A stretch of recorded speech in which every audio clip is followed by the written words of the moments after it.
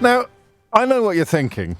Well, in fact, Pete in Stamford has said it out loud. He's written, "Morning, James. This will be an easy morning's work for you, mate. Get listeners to phone in and talk about a topic you've got no idea about. What an easy life. Good skills. Have a great day." Cheers, Pete. I take your point. But that's not fair. I mean, this is actually, I think, the best way to approach a political debate on television is for a radio host to present a programme from a position of complete ignorance. I know what you're thinking. You do that every day, James. But on this morning, my ignorance is complete. I didn't watch it. I've barely seen any clips. I mean, they're quite hard to avoid, to be honest. I can see Julie Etchingham at the moment looking like she's conducting a séance. She's got her eyes closed and she's waving her arm up and down. Seriously, spirits, are you there? Are you there? That means that when I ask you, what happened? What did you see? Say what you see. In the immortal words of Roy Walker, say what you see and tell me what went on. I should probably flesh that question out a little more. It'd be unprofessional not to. But what I'm looking for is, I can't do this phone-in for reasons that will become pretty clear when I tell you what it is. I can't do a phone-in saying, did anybody change their mind as a consequence of watching that debate? Because I don't think anybody did. It seems to me highly unlikely that anybody's needle would be nudged sufficiently to actively prompt a change in voting intentions unless something extraordinary happened. Something extraordinary has happened the next day. This letter from the Chief Secretary to the Treasury is unprecedented. The letter that has been sent in direct response to some of the things that, in fact, Labour have had it for a couple of days. Tom Swarbrick on Twitter this morning, very pertinently, wondering why Labour didn't bring it up last night. Did they not know they had it? Had it got lost in the post, perhaps? Did they not realise the significance of what they had in front of them? A Prime Minister and today the Chief Secretary, the Chief Secretary to the Treasury, as opposed to the Permanent Secretary to the Treasury who wrote the letter. Very confusing. Both claiming that these numbers they used were based on civil service calculations, and you now have a very senior civil servant saying it's absolutely not the case. It's absolutely not true. Headline writers have to tread very, very carefully, and I don't. So Labour accusing the Tories of lying is how you would frame it as a news headline, but actually it's not really Labour doing the accusing. It's the Permanent Secretary to the Treasury. And if he's not qualified to say that they're lying, then who is? Because it is to him that these politicians have been appealing. I'm never comfortable with criticism. Well, that's not true, is it? It depends who it is. I'm largely never comfortable with criticism of other broadcasters. I just always feel... How would you feel if you turned on the telly or turned on the radio and someone was giving you a shoeing? But early responses suggest that the host last night, Julie Etchingham, rather lost control of the debate. Keith puts it thus: "I saw Julie Etchingham lose control of the debate, and we are all the worse for it." A quick word on this, actually. It's almost impossible to stop someone talking on a live television programme. So we probably need an example of Sunak. We probably need an example of Sunak, this bit where he refused to stop talking. Don't you hate people that talk over others and interrupt a lot? I mean, isn't that an appalling habit? Thank goodness me. How would you deal with somebody in that category? But I'll tell you a story briefly, 7 after 10. I think I've got time. So I presented a programme a million years ago called Central Weekend Live. It was one of my first ever television gigs. Do you know who the other two presenters of that programme were? I could almost do a hook and tease here. It's quite extraordinary the paths that the three of us have followed, considering that at the time we were relatively obscure broadcasters, or in my case, pretty much a wannabe broadcaster. And at the very, very earliest days of our careers. But the three presenters of that programme, I'll tease you a bit, actually. I'm not going to tell you who the other two were for a moment or two. But it was one of those late night debate shows. Do you remember them? Nicky Campbell used to get most of the presenting gigs, quite rightly. He's a master of the genre. But it would be quite fiery. I think they even served alcohol in the green room before the cameras started rolling. And it was sort of almost pub chucking out time, this programme. And you'd have like classic debates, like about abortion or the death penalty, or, old school hanging, old school tabloidy debates. And I think it was possibly my first ever go at it. I had this. I didn't have an agent at the time. I don't have an agent now. I've never had an agent really. But I sometimes wonder whether I should have done. I just said yes. I said they rang up. Said, "Do you fancy doing this?" I said, "Yeah, that sounds great." So I got headed over to Nottingham. I was working in Norwich at the time. Got a car all the way from Norwich to Nottingham. Turned up, went through the programme notes. I got list of guests. Who's doing this? Who's doing that? On you go. Can't even remember what the subject was. Fox hunting, possibly something like that. And as we're headed towards the commercial break, you've got a person in your ear saying, "Okay, wrap it up now. Wrap it up now." And this bloke wouldn't shut up. I said, thank you, sir. That's great. That's fine. Right, okay. And the producer's going, "No, you really got to wrap it up now. We're going to the break. And the bloke's still banging on. He's giving it, yeah, that bad. And then they start the countdown. So what do you do when they actually start the countdown in your ear? It's not as if you've got options. You're going to literally hit the commercial break, hit the boom boom moment mid rant. That's quite a good description. Emma said, I watched that programme. It was Twitter in human form.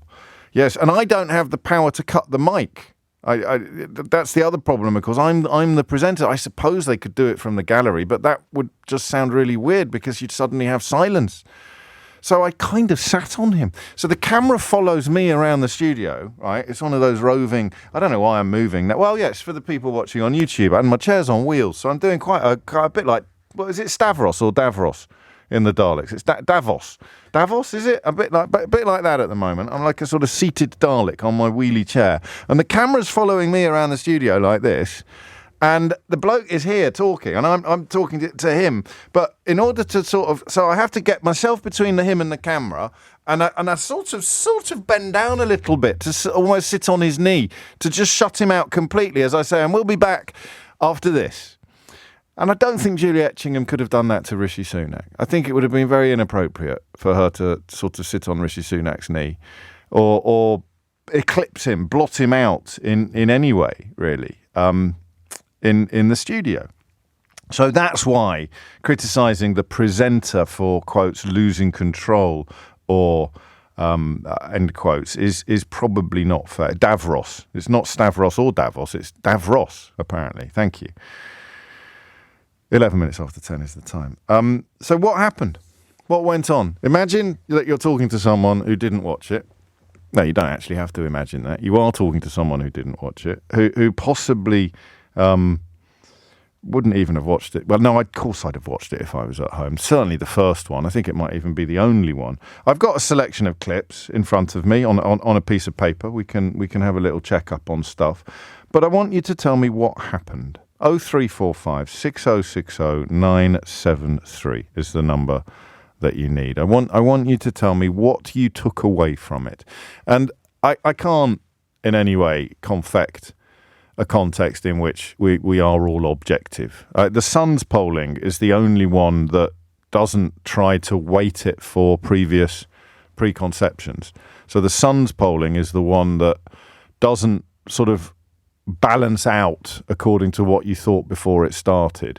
And they've got Starmer 20 points ahead. But that's a reflection in many ways of where he was before the debate started. So it means, according to that polling, there's one that's got Sunak a little bit ahead and there's one that's got Starmer a little bit ahead. The right-wing media, because they betrayed the British public and abandoned reality quite a long time ago, have got Rishi Sunak almost sort of performing a Mike Tyson-style knockout of Keir Starmer. Starmer on the ropes over tax, claims the Daily Telegraph. Fiery Rishi comes out swinging and lands big blows, claims the Daily Mail. But I think that those newspapers, and the Express, no doubt. Kapow! Feisty Rishi floors Starmer over £2,000 tax rise. So one wonders whether the Daily Express will be telling its readers tomorrow that kapow was a complete lie. As has subsequently emerged. An extraordinary moment that we'll look into in more detail later, because I do want to begin with the overview, with the big picture. And the phone lines are now open. 0345 6060 973 is the number that you need. Let's have a look at some early texts, just to set the scene, if you like. Ruby says, I can only surmise what your first topic will be this morning, but I guess it's pretty obvious who won the debate. James, Sunak didn't win, Starmer didn't win, the Conservatives didn't win, Labour didn't win. Be assured, James, we all lose and we all keep losing. There was nothing inspirational from either person. Why do we allow ourselves to suffer so horribly and put up with this level of incompetence and downright lies? So that's a cheery start to proceedings. Milan writes, I think Rishi needs to be taught how not to talk over someone. He's not the only one. Whenever he is on the receiving end, he starts talking over people and doesn't let anyone explain it. It can get very, very frustrating to listen to. By the way, I didn't watch all of it, but the highlight I saw on the morning news where Rishi was talking over the host, as well as repeating the same thing again and again, just sounded like a spoilt child. I watched the debate, says Gavin, and frankly, I'm now equally depressed and concerned. Should the Prime Minister be allowed to lie repeatedly on national TV and get away with it? I don't know that the claim had been proven to be a lie at the time where it happened, Gavin. So I presume now any moderator or presenter hearing a Tory claim that these figures, this £2,000 figure, has been assembled by independent civil servants, the presenter will step in and say, you lied. Gavin, as having read your latest book, it seems to me that we're not learning from past mistakes. Well, we are going to look at that a little later, that very specific issue, and I think unprecedented issue of a Prime Minister and a Chief Secretary to the Treasury knowingly selling the British public complete porkies about the opposition party's economic plans. So let's kick things off, right? What did you see? What did you make of it? You can just give me a review, either from the aesthetic side of things as a piece of television, or of course politically. What did you learn about either candidate? What did you like about either candidate? What did you dislike about either candidate? What did you think of the programme in general? Hit the numbers now. You will get through. 0345 6060 973 is the number that you need. 18 minutes after 10 is the time. The two men who would be Prime Minister, one of whom will, extraordinary events notwithstanding, one of these two men will be Prime Minister early next month, about almost a month to the day, actually, from today. And apart from PMQs, which is, I think we could all agree, often an unedifying spectacle, apart from PMQs, this is the first time that we have had, or you have had, the opportunity to properly cast a rule over them as both public performers and as men. Just ordinary men. We're just innocent men. I want to know what you made of it all. Let's start with Lauren, who's in Havant. Lauren, what would you like to say? Hello, James. Hello, O'Brien. Lauren. Hello, Lauren. A long-time listener, first time I've got through. Welcome. Hi. I watched the whole debate. Well done. I know. It was really frustrating to watch. What I came away with was the difference in the characters of the men. Yes. Keir Starmer was very gentlemanly and very respectful of debate and the rules of debate, and respectful to the chair. Rishi Sunak was a spoilt, entitled public schoolboy who just kept on. Hang on a minute. What's wrong with spoiled? What's wrong with spoiled, entitled public schoolboys? Well, I think in that situation, yes, he was just desperate to overtalk. But I think you asked, what did I come away with? And I think the most important thing that I came away with, and I think the most important thing, is Keir Starmer looked directly in the camera at the end of the debate in his little short speech he got to make at the end. Yes. And he said, imagine waking up on July the 5th and they've got in for another 5 years. And I think that is what everybody needs to think on, and just hold on to that. But he's a gentleman, and he is obviously... he's a bit too timid for my liking, but I do think that... And that came across last night, did it? That's not just something you thought already. You thought there was because what you've done there is fascinating, because you said gentlemanly, which is a positive, isn't it? That's a warm word to use. And then you've talked of timidity, which is probably a negative. That's a less warm or a cool word to use, and think yet you're I'm using more- both words to describe the same thing, aren't you? Yes, it's because I think that I'm much fierier person. So I wouldn't have been able. I mean, I don't get through because I think Eleanor sort of can read me. This is my producer, Eleanor. So we've gone from critiquing last night's programme. I'm a little uncomfortable about Julie Etchingham coming in for some criticism, but you've decided to go for the producer's throat on the first call of the morning. No, I'm actually self-depreciating because I'm here for it. I'm here for it. Normally, when I ring you, it's because I'm irate about something. Oh, I see. And you think Eleanor concludes that you're too angry to come on air, and you may turn the airwaves blue. Yeah, I might cry sometimes. But it is the same thing. Timidity and gentlemanliness are the same thing, and you can see them depending on how you're feeling. Almost, they can be either positive or negative depending on the context. He was politer with the chair, not over-talking the chair. Okay, we're going to have a look at that. Possibly been. Yeah, well, okay, yeah, all right. Well, I've got some examples of Rishi Sunak being, they're random actually. We've got 3 apparently. I haven't got any idea what order they're in or what bits they are. So let's listen to the first one. You might not like it, but I've got a plan. Because we've got to have a deterrent. What are you going to do? Just tell everybody. What are you going to do with illegal migrants who arrive? Please, please, gentlemen. Okay, let's have another. The big problem with Liz Truss is that she made unfunded tax cuts. All right. The Prime Minister is doing the same thing. We're going to go round the circle again. Everyone's because you asked, Julie. Okay. Why is he doing it on that second one? Anyway, let's say the third. Third time lucky. Prime Minister just keeps saying he lives in a different world. That but the corner's turned. If people are struggling with their bills, why do you want to make it harder for them? Okay, I mean that is just difficult. That's context. I don't know whether Sunak is punching. He sort of they've got him all pepped up before he went in, and he's swinging at them, or whether. There is a sort of obnoxiousness there that Lauren describes as a sort of entitled public school boy demeanour, something that I am quite obviously quite familiar with. Thank you, Lauren. Philo or Philo? Philo, James. Philo, sorry, Philo.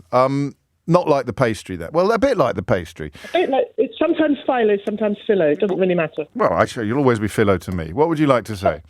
Well, I'd like to say something about the £2,000 load of hogwash from last night. Because I think, I should confess this, I'm a recently retired lawyer. Are you enjoying your retirement, Philo? I'm moving house as well. Oh, so Lordy. Okay, no, well, let's give it a while. Let's give it a month and then ask you again.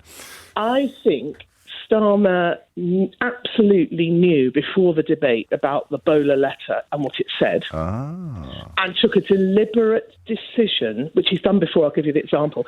I think he just let Sunak repeat it over and over and over again, effectively let him hang himself with it. Yeah. Because now the letter's come out this morning, the Bowler letter. That's interesting. And now Labour can say, look, they are proven liars. So it's more of a zinger this morning than it would have been if he'd pulled it out of his pocket last night. He looked, maybe to certain people last night, he looked like he didn't have the ammunition to immediately rebut the £2,000 allegation. And certainly some people have been saying that. But I think it was more than that. I think he knew. And it's a lawyerly tactic, James. We all do it. But he did it. He used to do it, particularly with Johnson. Now, I can't remember which particular lie Johnson was spouting at the different dispatches, because there were so many. I mean, it would have been to do with the parties, I think, probably. But he presented some evidence which didn't stack up to an incontrovertible case. Yeah. But he knew it was going to. And his words, his zinger response when Johnson repeated it yet again was, I'll just let that lie there for now. Or we'll just leave it there. I remember that. Yeah. Something like that. And everyone said at the time, I remember thinking, ooh, so now, he knows. All the problems the Tories have got, they've now got the problem that whenever they try and throw tax muck at Labour, all Labour has to do is turn around and look and say they're proven liars. They're lying to you, as well as having put up tax to the highest it's been for 70 years. Do you want... This is that's a brilliant analysis, but extraordinarily, at 10:23, just before or just as you started speaking, Andrew in Leeds sent me this. Said it wasn't the best debate, James, but hindsight is amazing. I think we watched one of the best prosecutors in the land let the defendant repeatedly put himself into hot water and then subsequently pull out the document that shows he's been lying all along. Yeah. I mean, it's what Jason Beer Casey is doing in the Post Office inquiry. Yes. He settles down a witness, lets them feel comfortable, gets them to confirm various things, and then bosh, out comes the document which shows they're lying.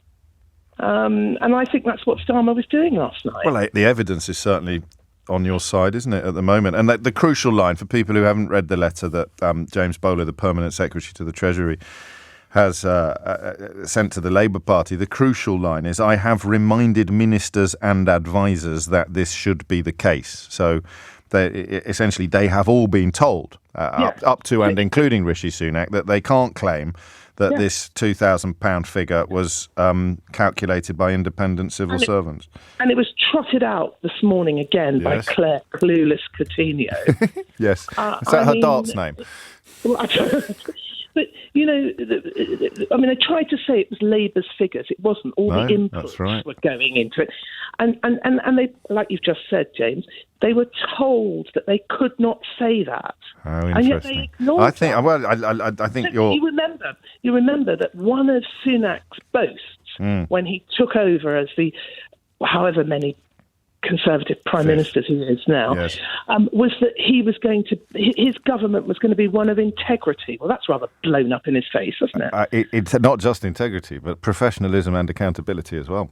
Well, integrity is the most appropriate for this particular... It certainly is. Well, accountability is kicking in pretty hard because we're going to have to see how they respond to the evidence that they were lying, that he was lying through his teeth last night. They'll just ignore it. Yes, they'll change the subject. Probably right. Because they'll try to.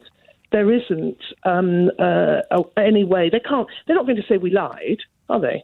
No. I think we can all agree about that. And to say anything else, you can't say anything else because they did lie, and we know they lie. Yeah. No, well, I think your legal perspective on this is invaluable, and your precedent as well, providing the previous examples of them having done it. I can't see a better analysis of that very specific element of the entire conversation. And if broadcast media is in purdah, of course, at the moment. The print media isn't. But if this is reported properly and widely, as Thomas's bulletin has it at the very top at the moment, then this is actually going to have a longer tail than anybody expected. It's going to, as you say, it's going to be popping up in every exchange. And maybe you have to be a lawyer to recognise this. I'm not trying to sort of like pull a fast one or anything. But no, you're not. I think you probably do.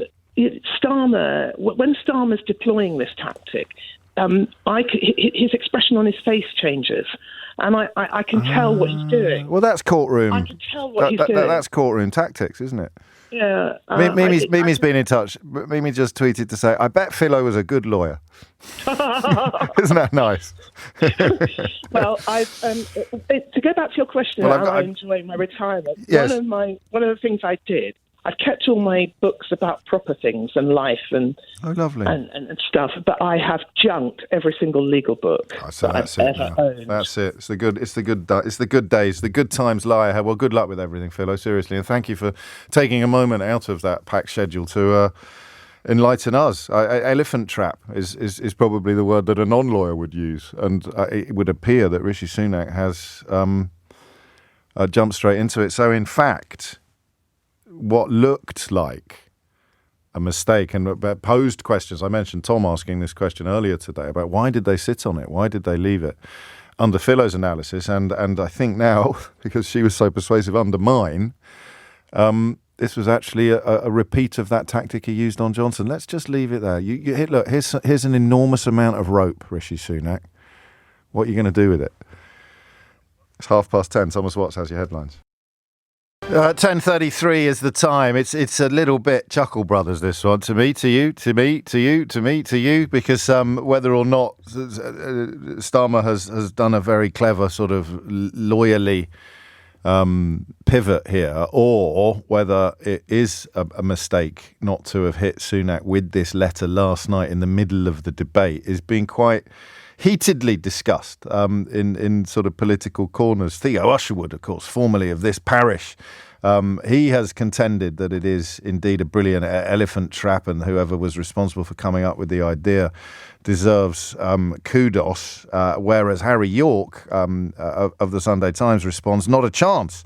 The impact of Starmer quoting that letter as a direct rebuttal during the debate would have been devastating and shut down Sunak's main line immediately. I don't know.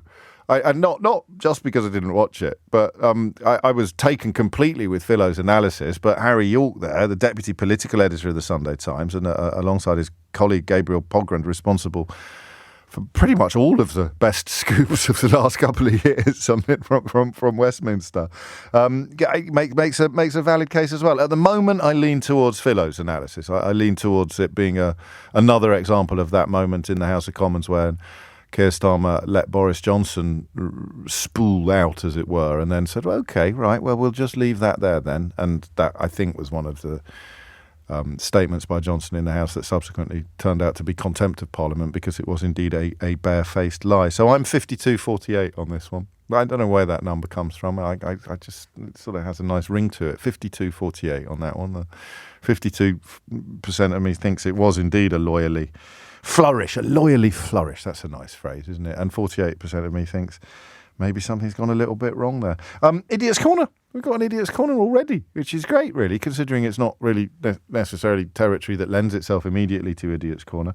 Simon has written in to say, you just admitted that you watched the debate. If you are going to lie, then write it down. You probably don't deserve this, Simon, but I've spent at least 30 seconds thinking about your message, and I think you must be referring to when I talked about what Keir Starmer saying, oh, we'll just leave it there then, in the House of Commons about 4 years ago. So that's not really what you would call Columbo-level evidence that I secretly watched the debate last night while also sitting in the Bloomsbury Ballroom for a wonderful event. And you somehow think that I'm gaining something from... Anyway, Idiot's Corner it is for you. Don't forget to turn the lights on your way in. 10:36 is the time. Couple of phone lines free. What did you make of last night's debate? Anything, actually. The individuals, the context, the medium, the content. Anthony's in Whaley Bridge. Anthony, what would you like to say? Good morning. Good morning. I found it all a bit depressing, to be honest. Yes, that's reasonable, I think. And actually really quite concerning So I'm in my early 30s, right. And I think that events like this is part of the reason why many, many young people stay away from politics. Go on, tell me more. Well, when the debate was happening, especially in the first 15 minutes, they were talking over each other. There was no respect whatsoever, and it just, you couldn't trust anything anyone said. Right. And the fact that there's no fact checkers there, the fact that that's mad, isn't it? So because that is quite a generational observation. Your generation is used to fact checkers. In many other contexts, you would just see it. It will pop up quite quickly on social media, or you will be able to find, as we demonstrated on the programme yesterday, you can normally find an objective fact checker on a big claim quite easily. And it's odd, perhaps, for someone of your age to watch very, very senior politicians make claims that are provably false. Exactly. And I think that it wasn't as... that would have been nice, but the things that it was just the whole tone of the event and okay. What would you have preferred? What would you have preferred?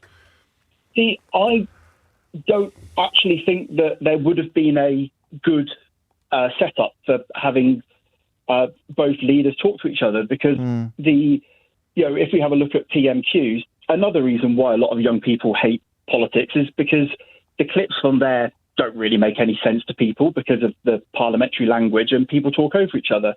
So I saw quite a lot of people on Twitter saying I would have preferred a long half-hour interview to get in depth with one, followed by a long half-hour interview with the other, and then potentially at the end give people 5 minutes to remark on what the other said. I just think that if we want to actually engage young people in politics, having people shouting over each other.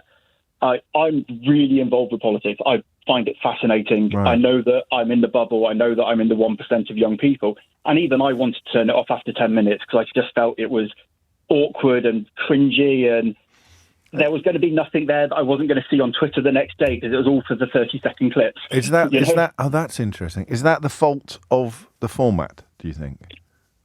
I don't have enough experience to really be able to tell. Having a little bit longer for answering extremely complex questions would have been nice, but then would you have lost engageability? But the fact that there were some questions that are so broad, like the last question from the young man saying, basically, what are you going to do for young people? You have 45 seconds, go. Yeah, that's just silly. And that's just silly. It's actually quite patronising. It's quite patronising as well, isn't it?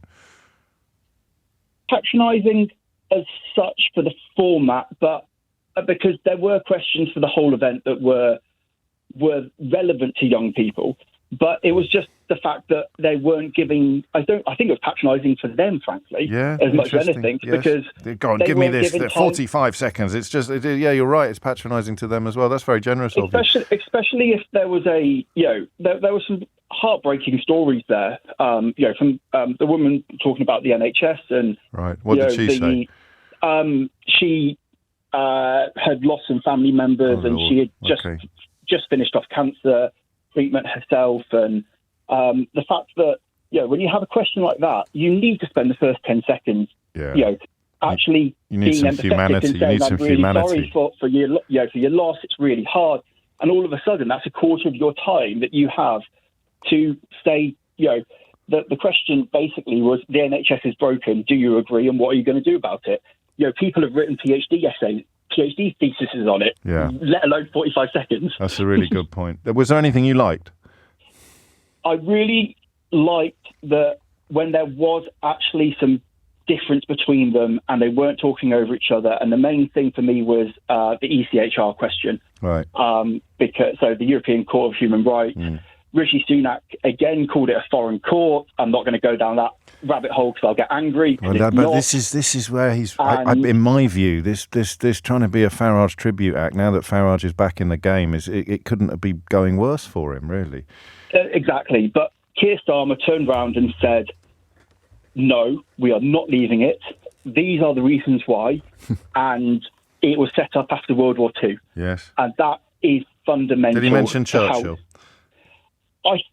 I can't remember if he mentioned Churchill directly. He should have mentioned. It's always good to mention Churchill. He mentioned it was a Tory government that brought us into it. He definitely did that. Yes, of course. So, and I think a lot. I think the target audience for Sunak was clearly the over 65. He wanted to appease his own audience, right? And so that, for me, was the most genuine answer. I think proper clear blue water between them, and both fairly. I mean, for Sunak, I think it's all about if the European Court of Human Rights prevents him from denying human rights to some people, in this case refugees, then he'll leave it. That's the point, because he's determined to deport people, even if it involves denying them the human rights that are enshrined in that convention. You're really good. Thank you, Anthony. What's Whaley Bridge like? I was in the Peak District at the weekend, but I was further south. I was more down towards Bakewell and Matlock. I mean, absolutely stunning. The sun's out, and I'm looking at the hills as we speak. So I really can't complain. No wonder you're so at one with the universe. No wonder you're so at peace. It's such a beautiful part of the world. Thank you, mate. Lovely stuff. Fact checkers would be nice, says James in Harrow. On the flip side, they wouldn't allow for epic fails, such as the amount of rope that Rishi Sunak has used to hang himself with this lie. If fact checkers had been involved, it would have been shut down early, and we wouldn't have had this colossal lie running around the world now. Yeah, but you're listening to James O'Brien on LBC, James, so you're going to get a lot of coverage of this lie. Just as you would if Keir Starmer had been busted this morning for telling a massive lie last night. If you were relying on the Telegraph or the Mail or the Murdoch media, or certainly the Sun, maybe not so much the Time, then you might not even know about it. He did indeed mention Churchill by name, which when I was a lad, and a text coming in to tell me that, when I was a lad, reminding people that the European Convention on Human Rights was part of one of the proudest parts of Winston Churchill's legacy for a traditional conservative, big C or small c, or both, that would have been the end of the conversation. You want to do what? You want to rip up one of the proudest parts of Winston Churchill's legacy, but such is the nature of post-Brexit broken Britain that senior Tories now are queuing up to say, yeah, I do want to rip it up. I do, and of course Farage as well, I do want to rip it up. Winston who? They could say. Michael's in Newport Pagnell. Michael, what would you like to say? James, how's it going, all right? All good, mate. What's on your mind? So, if I may, I've got 3 things I'd like to tell you from last night. In one. Right, so what I saw, first of all, I saw 2 men come out. One straight away just looked like he wanted to be disruptive, argumentative and hostile, which was Rishi Sunak, and Keir Starmer just wanted to kind of look like he wanted to talk, debate, explain, and you could see at times, like you said in PMQs, he was seething, because when he'd done a split screen of the two, you could see he was seething with the way it was going. It just wasn't good to watch. And I made the wife watch it as well, trying to get her involved in politics, bless her. So that leads me on to the next point. So halfway through, the wife says, oh, it's £2,000. They're going to raise up £2,000 here. What do you think? Yeah. I said, right, we're sat here watching this. We're £6,000 a year worse off. On your mortgage, because of Liz Truss. And maybe some other factors as well, but that's...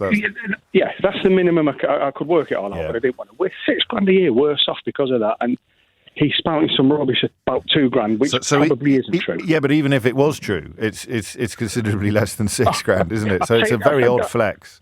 I'll take the £2,000 if it gets rid of him. I'll take it all day long. So I said that to the wife, and then what I take away from it, James, and this goes back to what Philo said a little while ago, and your caller from yesterday, more importantly, the stuff about the £2,000, it's out there now. It's on social media. And your guy yesterday, who, despite what you told him, I think his name was James, despite what you told him, he still went away believing what he saw on social media. That's out there now. Well, Sunak's doubled down on it this morning from his own Twitter account. So it becomes negotiable. The truth becomes negotiable, doesn't it? In this fake news era, and it is. I was supposed to move on to this in the next hour, but it's driven itself into the forefront of this part of the conversation. It is pretty grim to see the party still of government essentially doing Donald Trump style fake news on live television in front of the entire nation.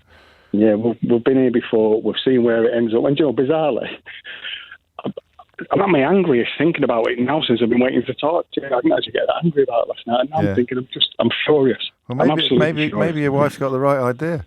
She's living a life less angry, Michael. Yeah, absolutely. And I blame you because prior to coming across you on the radio, I was oblivious to politics, and I was like, they're all as bad as each other. That's backfired honestly. Then.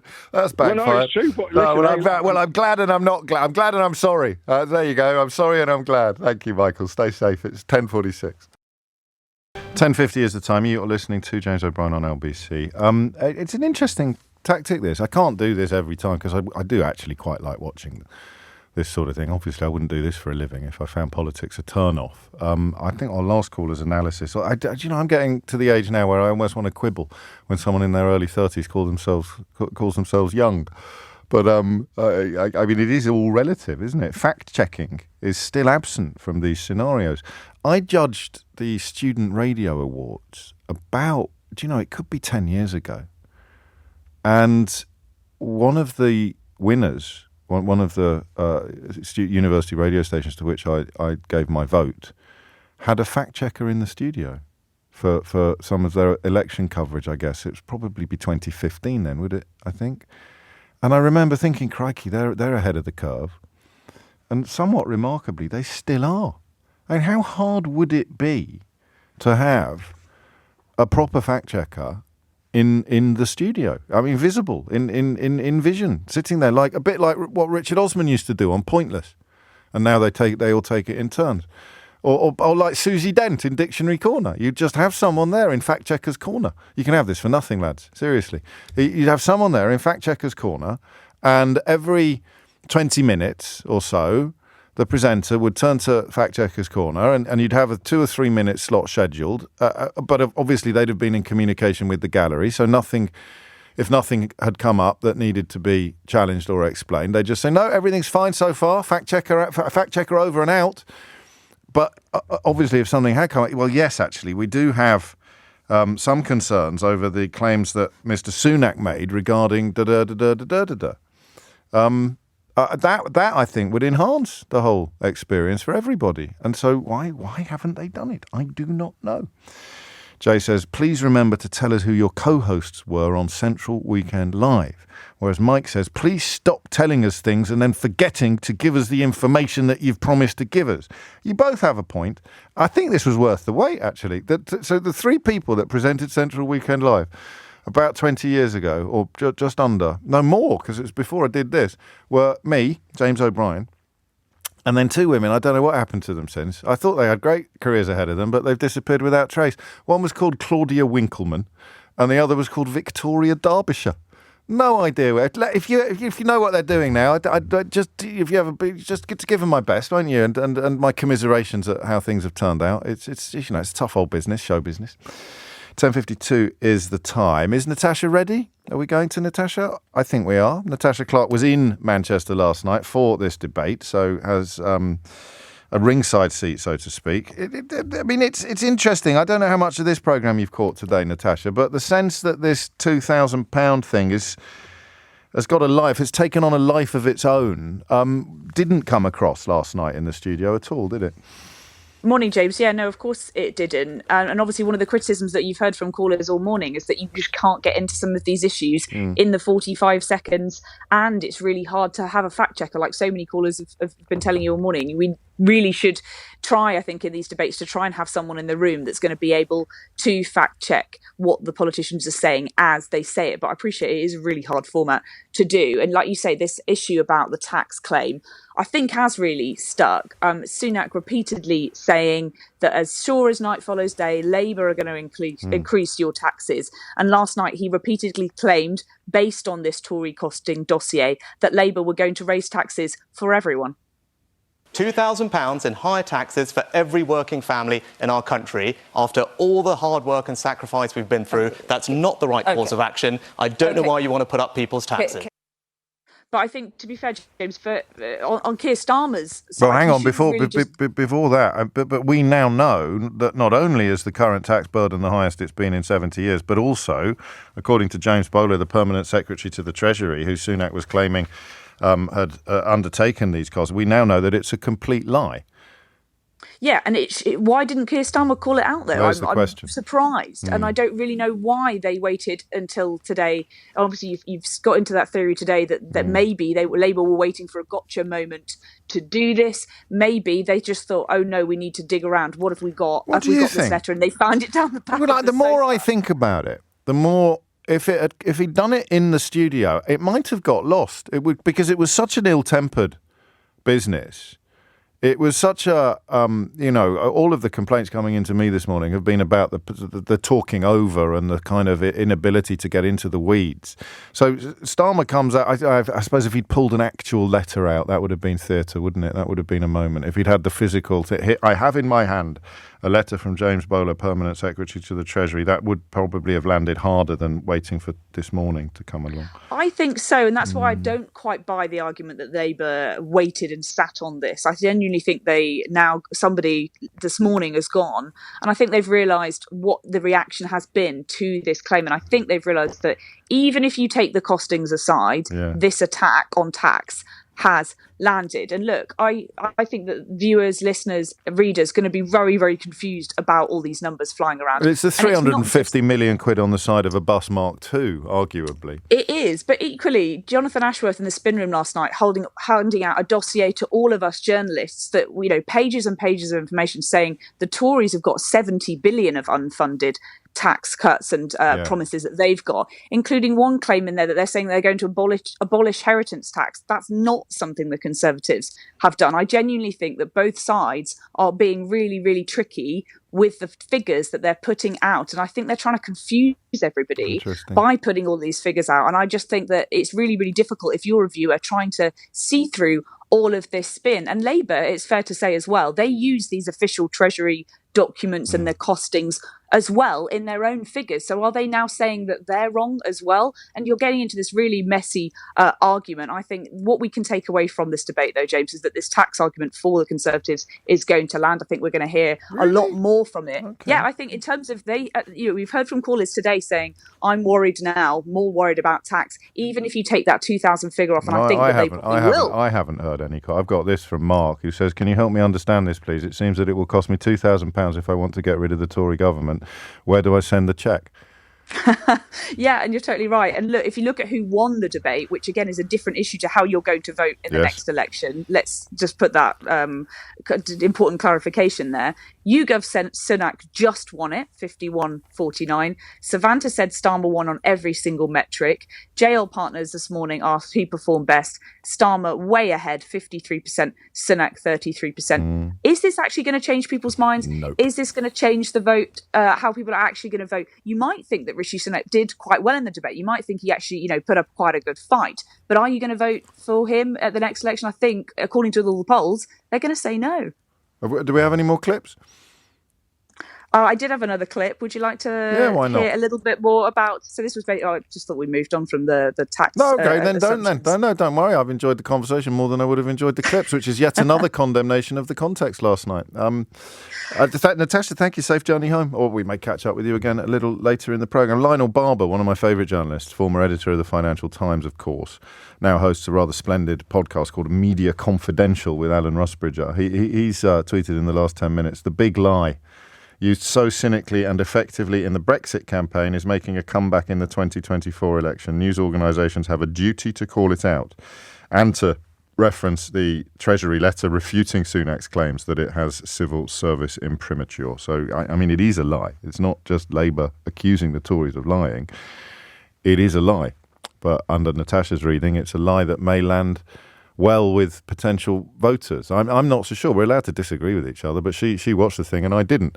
In fact, quite a lot of people who did watch it are insisting that Starmer did attempt to rubbish Sunak's claims, but the point you're missing with respect is that he didn't reference the letter. The letter is the it's the kind of golden shot, it's the smoking gun even. It's the thing that he could have pulled it out, and I think maybe Philo's brilliant analysis earlier in the programme notwithstanding, I think it would have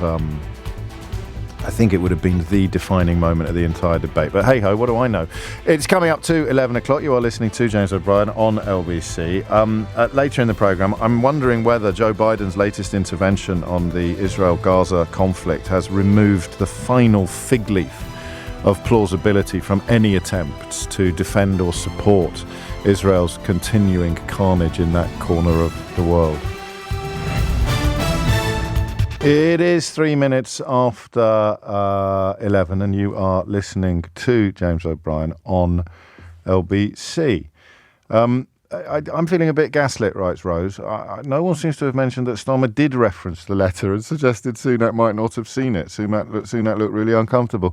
I'm beginning to think that me not having watched the debate was not actually the stroke of broadcasting genius that I claimed at 10 o'clock this morning, because I've got no idea now what's going on, except that Sunak and latterly Claire Coutinho have clearly lied. Clearly lied. I mean, and clearly in fact, I'll read you the whole letter because someone has to. Thank you for your letter dated 24th of May 2024 regarding the presentation of opposition policy costings. So this is to the Shadow Chief Secretary to the Treasury, Darren Jones, who'd obviously queried some of what his opposite numbers were doing. As you will be aware, when costing the policies of opposition parties, Her Majesty's Treasury and the wider civil service follow established guidance set out in the Directory of Civil Service Guidance. As per this guidance, the costings produced by His Majesty's Treasury and the wider civil service are published on the gov.uk website. As you will expect, civil servants were not involved in the production or presentation of the Conservative Party's document, Labour's Tax Rises, sources or in the calculation of the total figure used. In your letter, you highlight that the £38 billion figure used in the Conservative Party's publication includes costs beyond those provided by the civil service and published online by His Majesty's Treasury. I agree that any costings derived from any other sources or produced by other organisations should not be presented as having been produced by the civil service. I have reminded ministers and advisers that this should be the case. So that was on the 3rd of June 2024. Subsequently, Rishi Sunak and Claire Coutinho have both claimed that this figure, which the 38 billion breaks down to the 2,000 per household, that they have both claimed that this is costed by independent civil servants, and that is a blatant lie. That is a barefaced lie. That's not an opinion, that's just counting. And in the last few minutes, Rishi Sunak has released a tweet. I don't quite understand it. I think it's a sort of... Can I watch it now? Can I just watch it on my phone? Or would that be bad radio? It's like a piggy bank floating through the clouds. Why not? It'd be quite funny to watch it. Like, no? Oh, honestly, but this is the crazy zany stuff people tune in for. This is you don't get this from the grown-ups. All right, I won't watch it then. Live is spoil sport. But it proves that they're doubling down despite. And this is really interesting. This is really interesting because the question I'm going to ask you, and I've got more calls coming in on what we thought happened last night, by the way, because we haven't got through that many yet. And it's going to be the only debate, I think, between the two leaders. So we may as well fill our boots while we can. The question that I've got forming in the back of my mind is quite a strange one, actually. It's an obvious one. I'm not going to win any prizes for originality. But I probably know more than is healthy about the ways in which the British public has been detached from reality. I probably know more because of the book that I wrote, How They Broke Britain. It is literally looking at a 30, 40-year period in which we could become a country where everything from the despicable Hillsborough front page on Rupert Murdoch and Kelvin Mackenzie's Sun newspaper, right through to the £350 million lie on the side of the bus, or becoming the first population in human history to vote to impose economic sanctions on itself, or indeed have a man as Prime Minister whose relationship with the truth was not so much strained as completely non-existent. So all these different stages in the diminishment of a nation. And it's far from over, of course, as the return to the political fray widely reported this week proves. The process is not over. We are still in the hole. We are still broken, as it were. So I know a little bit more than is healthy about that, but I don't know the answer to this question. So Sunak and the Tories are now lying about Labour's tax plans. It has been proved beyond any reasonable doubt that they are lying. The question that I've got for you is whether or not you think it will work. Because it's worked in the past. Boris Johnson's lies worked. Boris Johnson's lies secured an 80-seat majority in 2019. Nigel Farage's lies and Boris Johnson's lies secured a Brexit referendum victory in 2016. Dominic Cummings' lies, he gets a chapter in the book, that secured. They helped secure a victory in 2016. I don't know. I don't know whether or not this lie will work in the way that previous lies by previous politicians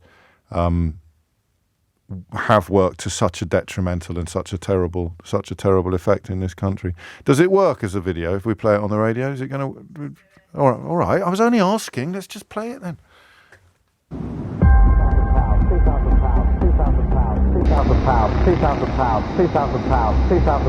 £2,000.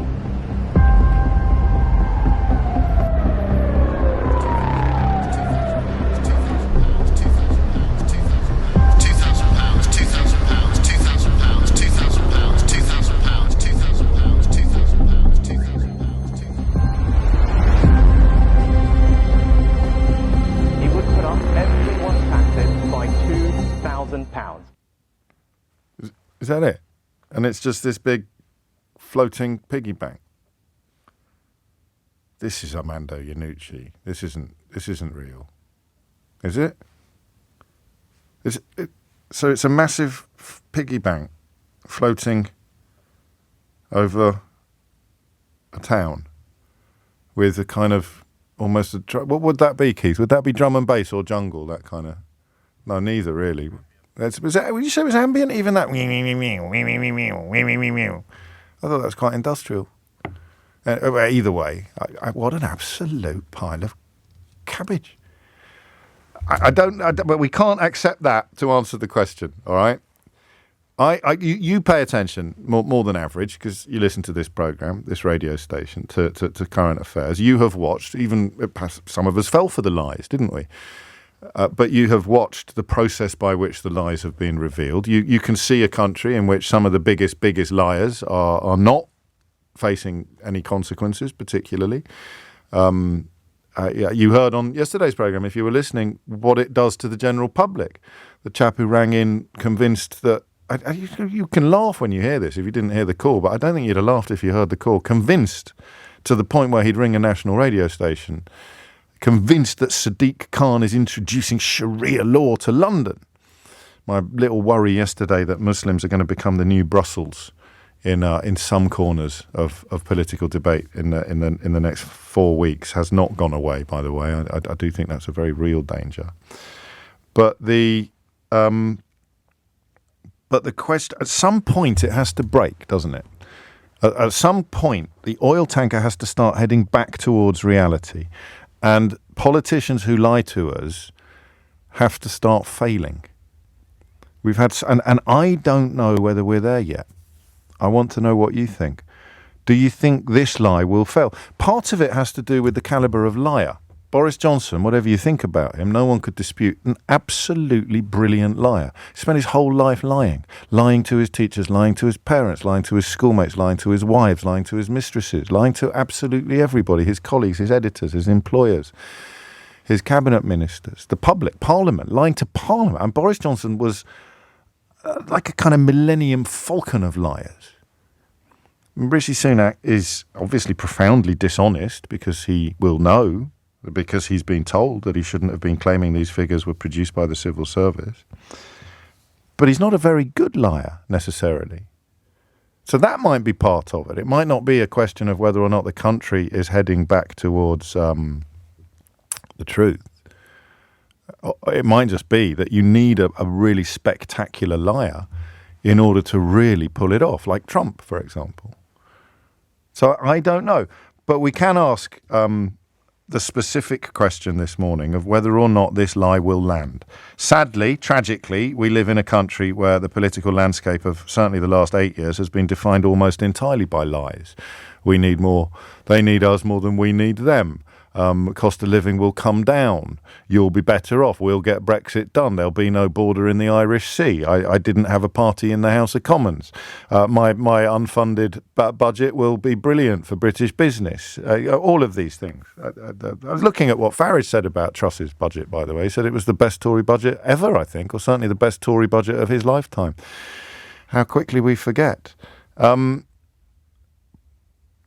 So we know that we live in a country where lies work politically on a scale that I find terrifying. Do you think this lie will work? So it's 11:13. Some more post-mortems of yesterday's televised debate, but also now a specific inquiry about whether Rishi Sunak's lies about Labour's spending plans will land. 0345 6060 973 is the number that you need. Nicola is in Sutton. Sorry to keep you, Nicola. I needed to slightly redirect the traffic. What would you like to say? Oh, I appreciate your apology because I think I'm more nervous now after all the way. Well, that's even worse. I've given you time to sort of contemplate the look down from the diving board, but don't worry, I shall catch you. So I'm not from any kind of school that did any debating or whatever, and I think I went into last night really naive because I thought they were going to actually answer some questions. Yes. So I was incredibly disappointed. I actually spoke to my 19-year-old who's just at uni, and he's determined not to vote, and I told him what I thought was a debate, and he was like, well, yeah, there you go, that's why I'm not voting, and it's so disappointing. I'm a complete Keir Starmer backer. I've been so disappointed how people have said, "Oh, he hasn't got the personality." Da da da. I'm like, no, he's a serious guy, but I was disappointed with his performance last night. Tell me why. Well, partly because he also did, just like Rishi Sunak, he just didn't answer any questions. I know one of your callers earlier said how important it is for the politicians to empathise with the questioners, but actually I think if I was there asking a question, I would want it answered. I'm not there just to get some sympathy from a politician. True. So I don't want them to spend 10, 15 seconds, however long it is. They not only empathised with the person who was answering the question, they then had to feel like they justified their position because their mum did this job and their dad did this job and they went to this school, and it was just pathetic. I was literally so disappointed. I don't think there was one question that was answered properly. And I think the European, earlier caller said the European Convention on Human Rights question was answered fairly comprehensively, but eventually, the £2,000 issue, Rishi brought that up in answer to not in answer, but to put down Labour in pretty much every single question that was answered. I don't think it was until part 2 of the debate that Keir Starmer actually kind of disputed it to any respect. And I actually worried afterwards that people will come away with that, I'm going to be paying 2,000 more tax if I So you think the lie will work? You think the lie might work? I think it will, because I don't think he effectively disputed it. And if people aren't listening to, your programme today, where well, it's not just me. I mean, it's not just me. It is being fairly widely reported, but probably not as widely reported as the debate was broadcast. Yeah, no, totally. And hopefully people will listen. But people often hear what they want to hear, don't they? And that's... Oh, yes. That was what I was worried about, that Keir should have nipped it in the bud as soon as Rishi Sunak said it. Because you shouldn't need a fact checker. He's going to be Prime Minister. He should know if that is a lie, he should be able to dispute it. And you saw what you saw. Because I've got other people telling me that he tried and that he wasn't really allowed to. So how much of your criticism is of Keir Starmer and how much is of the format? I think the format could have been fine if they had just buckled down and answered the question. They should have had one microphone, Nicola. Sorry? They should have had one microphone, so they have to take turns with it. Yeah, maybe that will turn off the one that's not meant to be talking. Yeah, like in the Hunger Games, they have to fight. Yeah. So it starts off with the microphone in the middle of the studio, and then Sunak comes in from one side of the studio, and Starmer comes in from the other. They sprint towards the microphone. One of them does a somersault, one of them does a forward roll, grab the microphone, then the other person can't be heard until the time is up, and you have to hand it over to the other person.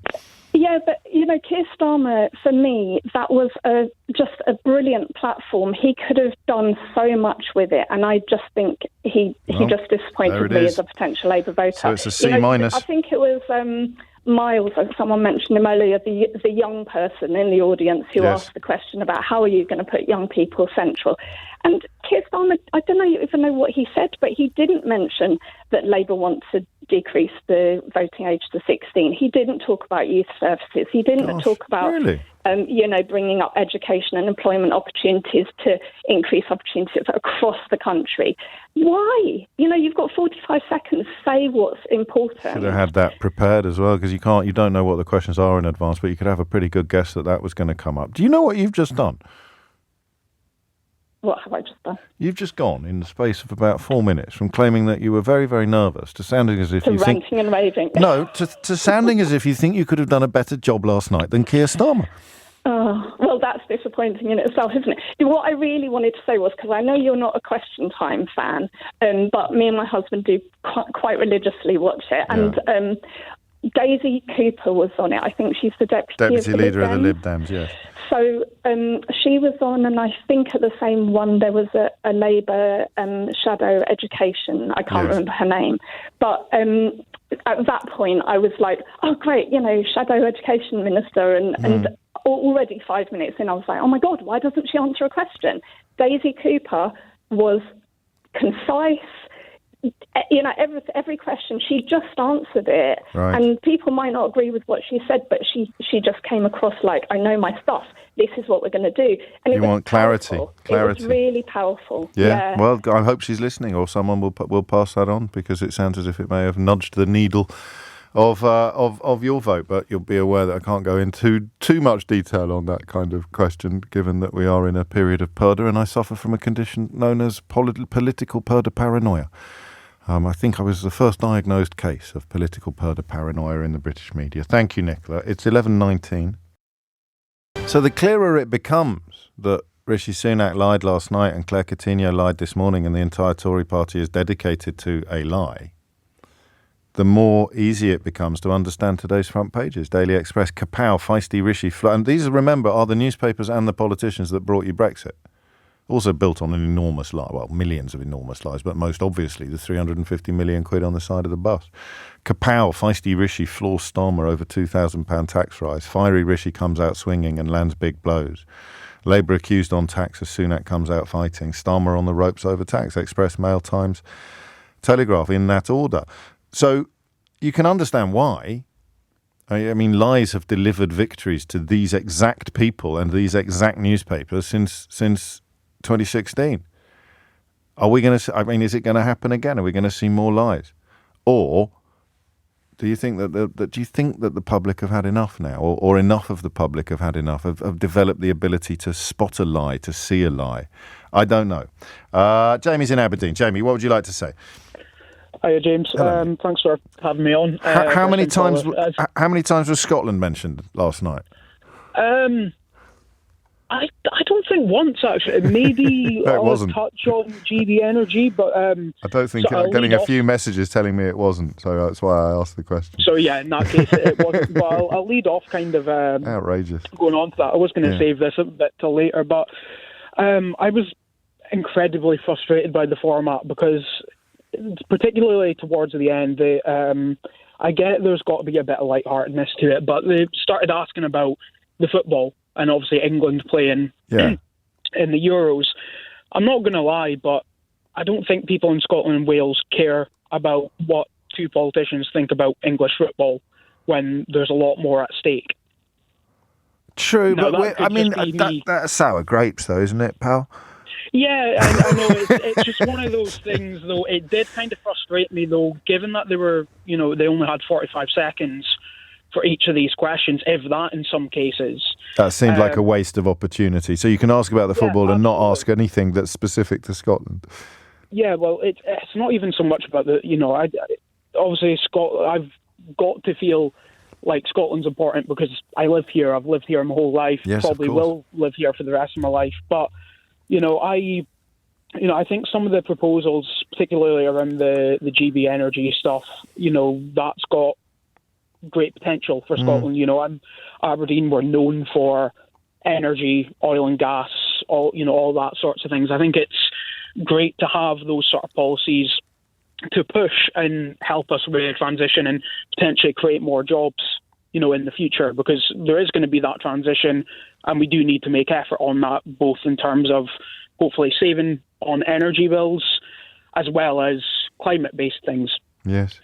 But that, going back to that football point, that 45 seconds, however long they had for that question, I would have much rather that been on, question about the NHS, question about, cost of living, things like that.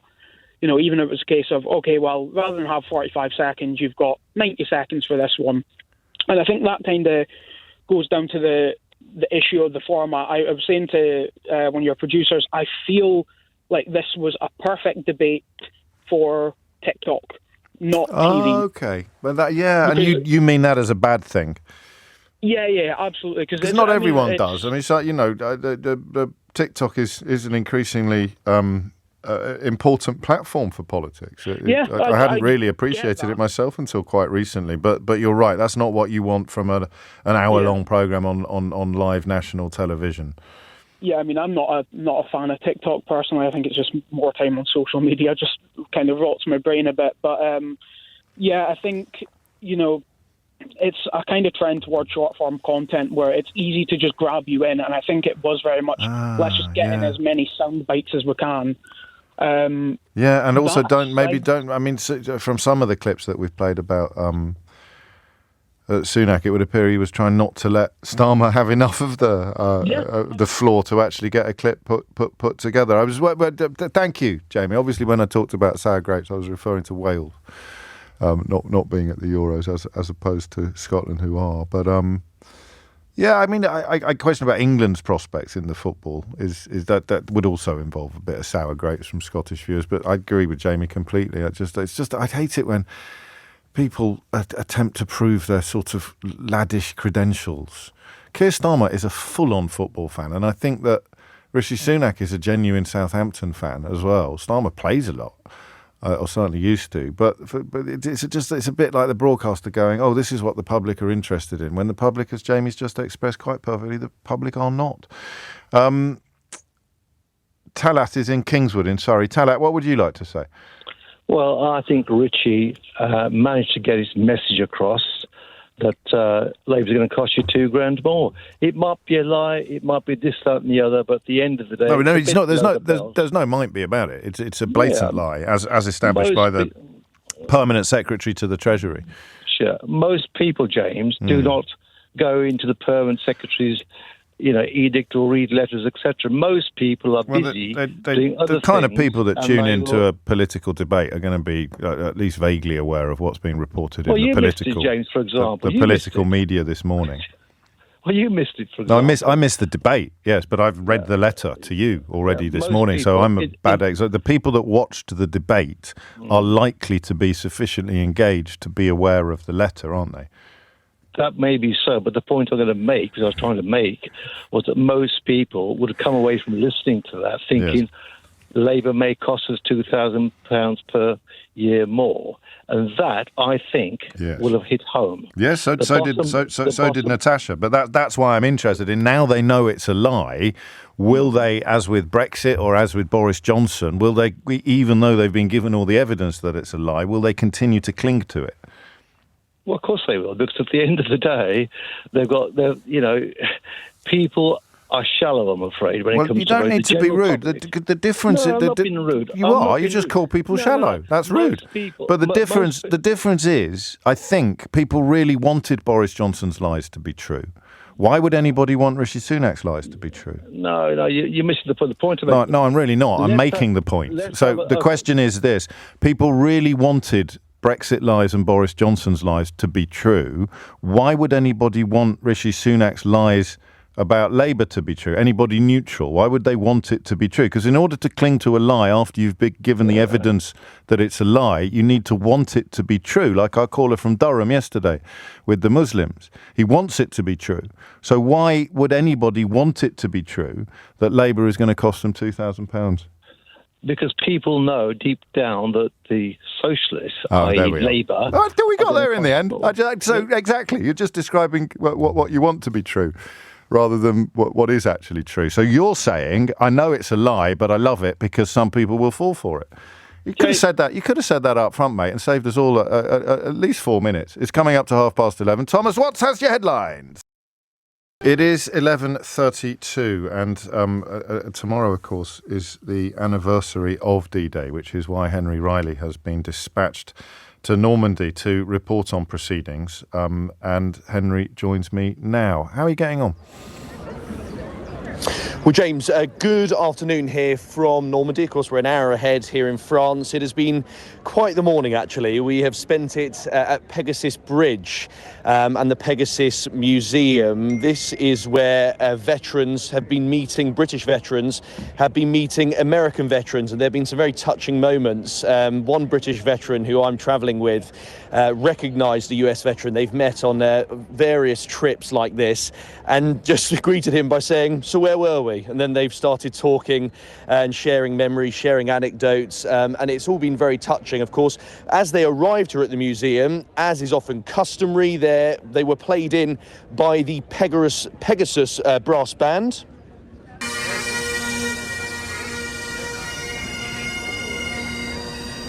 Now, James, the Battle of the Bridge was the first battle of D-Day. This is what we are remembering today. 181 men took off from Dorset. They captured this bridge with 6 airspeed Horsa gliders. This was the British 6th Airborne Division, acted as a spearhead for the naval operation.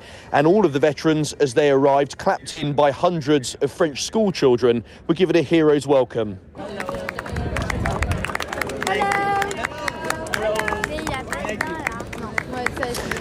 Now, this particular greeting was for Sergeant Andy Negra. I had a chat with Andy. He landed on Utah Beach and told me of his memories. I'm very humble and thankful that they recognized us and remembered what we did in World War II. That's the thing. And their generosity and their applause means a lot to all of us that are here.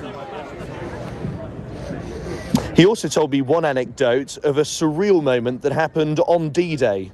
And finally, when the Germans were 20 miles in, came in and landed at Utah Beach. And the thing I remember there more than anything, when I landed and got off of the landing boat, a friend that lived near me, where I lived back in western Pennsylvania, was down on the ground yelling at my name, and I was yelling at his name. Wow. It was wow is right. Out of all of the hundreds and thousands of soldiers there's this guy from my hometown.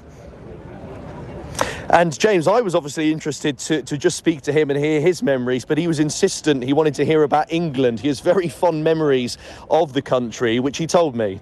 I still can remember Great Rissington. I remember that place.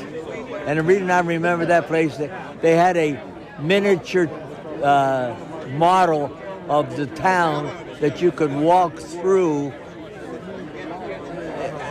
a replica of the town itself. I can remember that very well.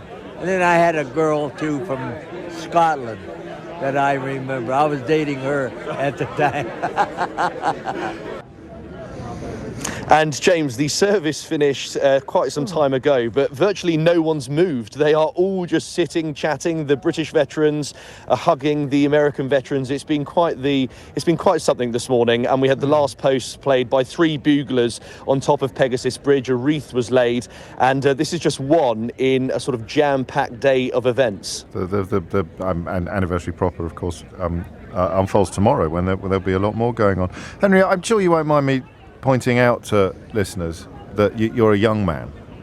What, given your age, and I mean you're a young man, but you are older now than the men that you're accompanying and talking to would have been when they landed on D-Day, given that they almost all be 100 or older now. As a young man, what have you been most struck by?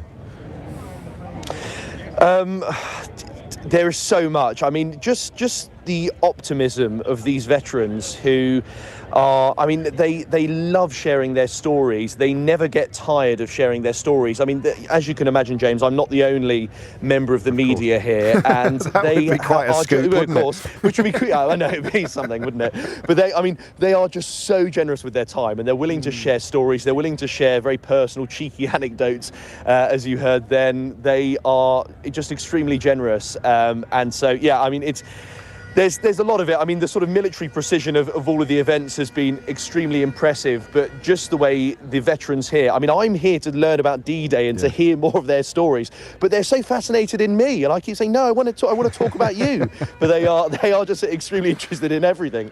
I was struck by what you said about the school children. I've been to the beaches and the broader area as well, and D-Day remains, I think, possibly for British visitors, it remains surprisingly close to the surface of modernity, doesn't it? Even at times when they're not commemorating anniversaries or remembering the operation.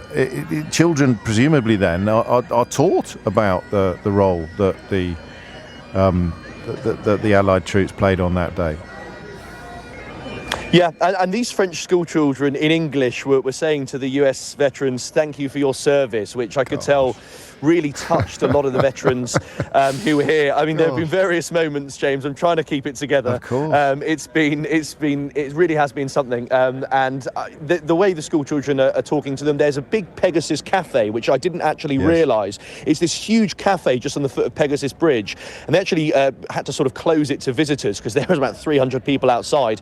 But it's just school children talking to 99-year-old, 100-year-old veterans and not interrupting, just sitting, listening and being really engaged and listening to every single syllable.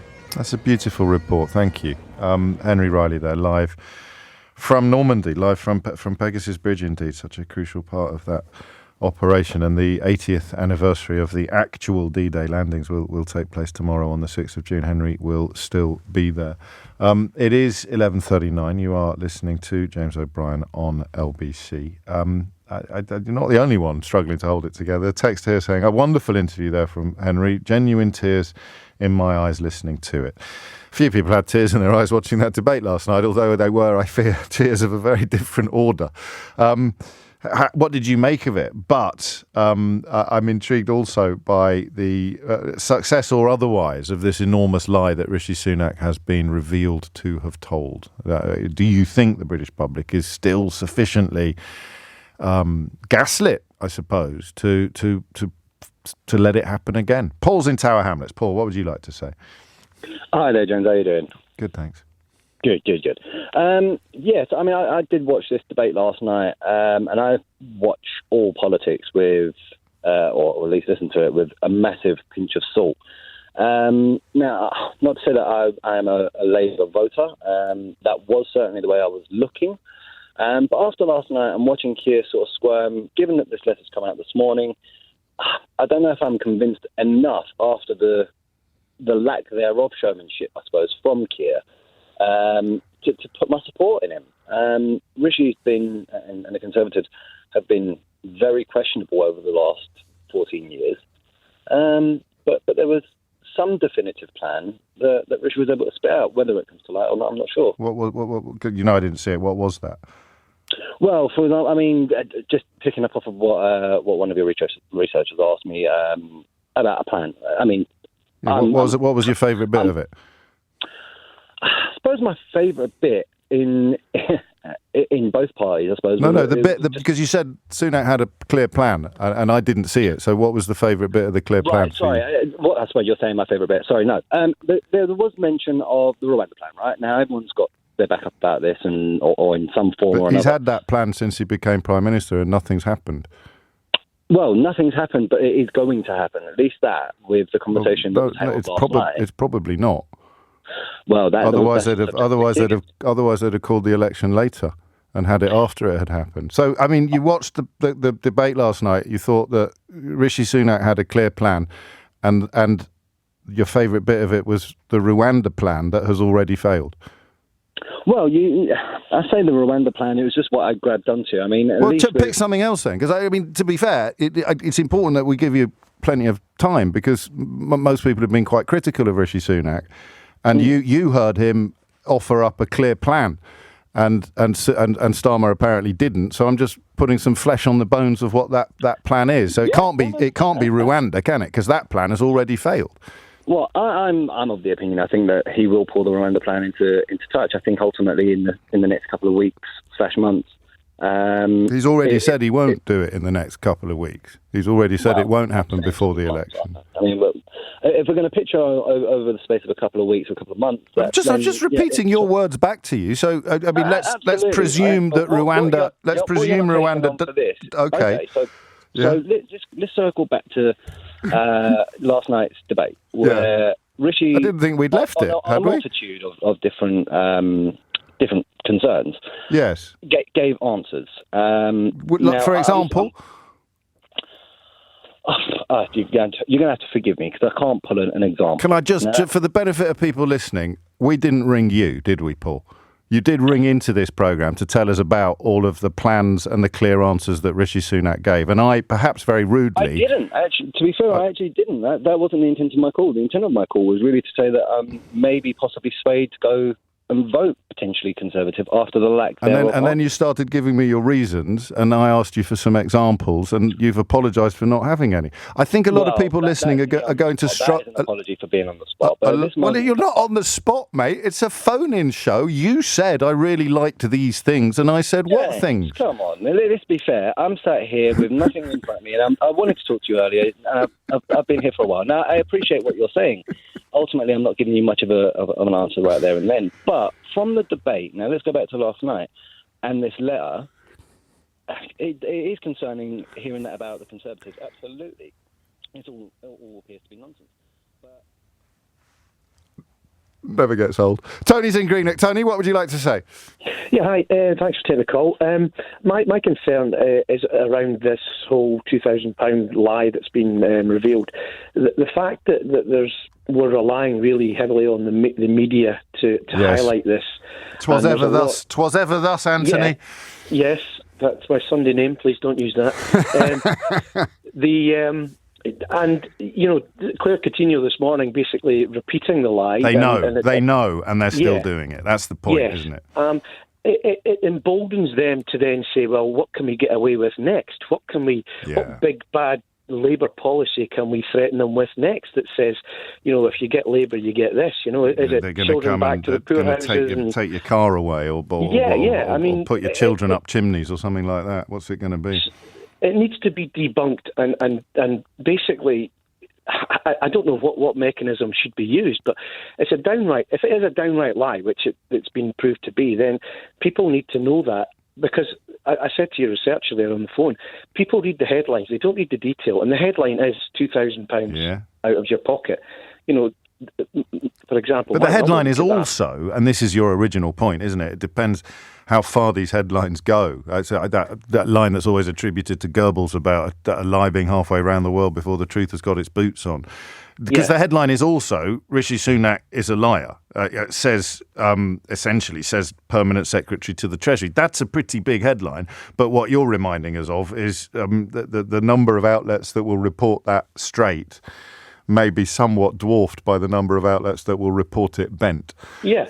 It may be page 6, paragraph, you know, at the bottom of a page. You know, oh, by the way, we were wrong about that. Here's the truth. But the headline will still be, they're after your money. They're going to take your money. Yeah, maybe. We shall see. And that question of whether people fall for it perhaps needs a little bit of finessing, because it's not a question of gullibility. It's a question of how exposed they are to the sort of broader issues. Lewis Goodall, as you'd expect, written a splendid brief thread on this very specific issue, which I shall take the opportunity to share with you after this. It's 10 to 12, as promised. Here is Lewis Goodall, of course, presenter of the News Agents, and with you on Sundays with the... it took them ages to come up with this title, Sunday with Lewis Goodall, on LBC. And he's had a proper look at this letter from the Chief Secretary to the Treasury, making it absolutely crystal clear that the attack on the Labour Party should not be presented as having been produced by the civil service. And I'll read all of this to you, because I always find Lewis's insights incredibly helpful and interesting. Already a lot of talk along the lines of, quotes, Conservatives will be pleased because all we're talking about is the £2,000 figure. And this mirrors the £350 million NHS bus nonsense. I get this as an analysis of the political strategy, but it shouldn't be any part of how it's covered. The only thing which should be discussed is the substance of what Sunak said, which is clearly wrong and deeply misleading. We can't keep marvelling at the political genius of either misleading or lying to the public about something. It incentivises them to do it again. The only question that matters this morning is whether the Prime Minister knowingly misled the public, i.e. he lied. By the way, all of this still makes Starmer's failure to categorically slap the claim down as Sunak made it all the more puzzling. Yes, he was struggling to get a word in, but it was the key exchange of the debate, and it needed to be said unequivocally and early. Let's think about this as a piece of analysis. It's basically saying a politician is putting forward something which the public might think is the truth, but which is not. So we shouldn't be telling them it's terribly clever. I don't think we've fallen into that trap on this programme, but I suspect a lot of other coverage is in danger of doing so. And if we have, then it's time to undertake a swift reverse ferret. 11:52 is the time, and you are listening to James O'Brien on LBC. I have been haunted by thoughts of Asian hornets. I don't know if you were listening to yesterday's programme, but I had heard a report about the fact that they have been shown to have survived the UK winter for the first time, and that this could pose a grave threat to the honeybee populations of these islands. Genuinely haunted by it. So particularly some imagery of Asian hornets waiting outside bees' nests or beehives to sort of pick off the honeybees and devour them. Someone described a beehive as like a supermarket for an Asian hornet. So I thought we'd better get some more detail on this. Happily, Professor Sirian Sumner is a professor of behavioural ecology at UCL and the author of Endless Forms, Why We Should Love Wasps, but Not Hornets, Sirian. Well, thanks for having me on. Hornets are wasps. They are just a different genus of wasps. They're close relatives of the picnic-bothering yellow ticket wasps that everyone is so familiar with, and that give wasps an unfairly bad name because there are over 100,000 species of wasps, and it's just a few species, including things like this invasive yellow-legged Asian hornet, that give wasps a bad name. I like it, and I like the sound of your book. But we are here to talk about these unrepresentative wrong-uns then of the genus, and how significant do you think it is that this Asian hornet has now managed to overwinter in the UK? Well, it's certainly concerning. I mean, just to put this in perspective, that any kind of invasive insect or invasive organism is a concern and a threat to the local ecosystems. And the invasive hornet is just one of the many. So we've had lots of invasive insects before. We still have them, like the harlequin ladybird, for example. Oh, yes. Many years ago, and now is more or less displaced our native ladybirds, but they fulfill the same kind of ecological niche. They do the same things in ecosystems that the native species do. And so I'm not going to pretend that I'm not slightly scared. Yes. Slightly not scared, I'm not scared of wasps at all, but I am scared on behalf of our native ecosystem. So we can look to the continent, Europe, mainland Europe, to see what kind of things might happen. And what we do know about Velutina, so Vespa velutina, this Asian hornet, is that it's very good at spreading. It spread across France at 100 kilometres a year. Its population's expanded, and now it's all over mainland France. I think there's over 500,000 nests. I think that's the estimate. And they're spilling over into the surrounding country. So it was only a matter of time before it got to us. We are slightly protected from these insects because we're in an island. So it's much easier to get into an island than it is just to spill over a land border. But the reason why these insects are so successful as invasive species is that all you need is a one mated queen to be imported, hidden in cargo or something, to Britain, and she can produce a whole nest on her own because she stores the sperm from all the males that she's mated with in her body, and so she just uses all that sperm to fertilize the egg. So you really, in theory, you only need one mated queen to be able to spark a new population. You're torn, aren't you, Professor, between your enormous enthusiasm for the genus and the pragmatic impact of this particular hornet on the bee population in particular, but the ecosystem in general, because I sense that part of you is enormously admiring of the evolutionary destination that this particular hornet has arrived at. I mean, absolutely. So it's important to remember that wasps are nature's pest controllers and pollinators. So just in the same way that we love bees because they pollinate, we should be loving wasps because these eat pollinators as well, don't they? I read somewhere that they can eat 50 bees in a day. Yeah, so there are, but it's important to remember that there are other pollinators out there, not just honeybees. And actually these hornets also predate heavily on social wasps. So the picnic bothering wasps, for example. So you could do PR for them by saying, yes, all right, they eat a few bees, but they also eat and they don't sting humans, these hornets.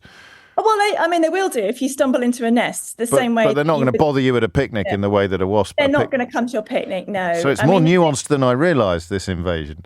Yeah. Well, I'm not going to pretend it is a bit worrying, and especially if it gets to the level that it is in mainland France. Right. But I have to say that the UK government and the National Bee Unit have done a really good job in keeping this population under wraps until now, and it's the fact that they found using DNA analysis that the queens that they've now discovering this spring are the offspring of the nest from last year. Yes. Tells us that they definitely have overwintered here. Whereas prior to that, the low levels of discovery were probably due to mostly newly imported queens coming over the channel. So the fact they now have overwintered, it might be partly because we had quite a mild winter as well. What we really need is a harsh frost, which will probably get rid of the overwintering queens, unless they're hiding in a lovely, nicely insulated attic or something. So there's a wonderful app. I didn't even know that the National Bee Unit exists. It sounds fantastic. It sounds like something out of the Marvel universe. But and the app as well that is available to help people help them track the movements absolutely. And find the. Just describe finally, if you would, describe the Hornet so people know what they're looking for. If you would, Syrian. Right. So they look very much like our own native European hornet, but they are slightly smaller, but they're still much bigger than a picnic bothering wasp. They're darker than our native hornet. And as the name suggests, the yellow-legged Asian hornet, they do have yellow legs. Oh. And so that is the main thing. The tips of their legs are yellow. So those are the main things to look out for. But we really rely on the public reporting any potential sightings via this app, the Asian Hornet Watch app, which everybody should have on their phones. I downloaded it yesterday. Brilliant, yeah. And as I said, the National Bee Unit are doing a really good job. And hopefully with the public being vigilant, we can hopefully keep this population at bay. Fantastic. More power to their elbows. Thank you so much, Professor Syrian Summer, Professor of Behavioural Ecology at UCL and author of Endless Forms, Why We Should Love Wasps. That's a good sell, isn't it? Why we should love wasps. You'd sort of pick that up off the shelf. Why should we love wasps? I bloody hate wasps. Oh, blimey, I didn't know that about wasps. Anyway, I digress slightly. In the next hour, we turn our attention to the latest comments from Joe Biden, the President, of course, of the United States of America, regarding Benjamin Netanyahu's tactics in Gaza. And my question will be whether or not his latest comments make it absolutely impossible for anybody to continue to defend, support or promote what Benjamin Netanyahu is doing without a complete abandonment of basic morality. It is 3 minutes after 12, and it is always with a heavy heart that I redirect your attention back to the Gaza Strip, where the continuing carnage demands our attention. Not unlike the war in Ukraine, it is not something you can talk about every single day.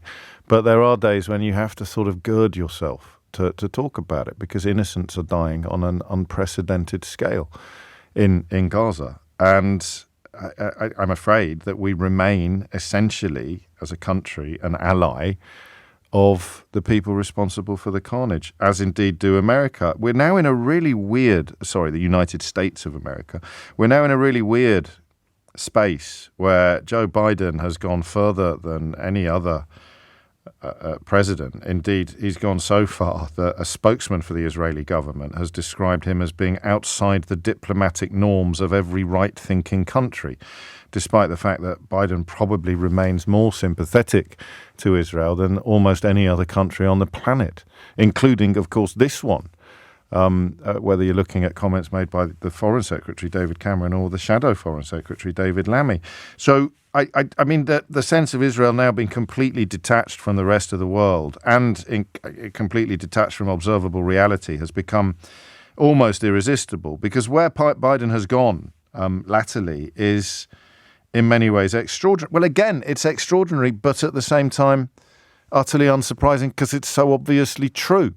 This has been the really frustrating thing about covering this objectively, has been the fact that Joe Biden will be saying things, or Chuck Schumer will be saying things that speak to the international consensus that Israel has embarked upon an absolutely heinous campaign in Gaza, and they are edging ever closer to that consensus.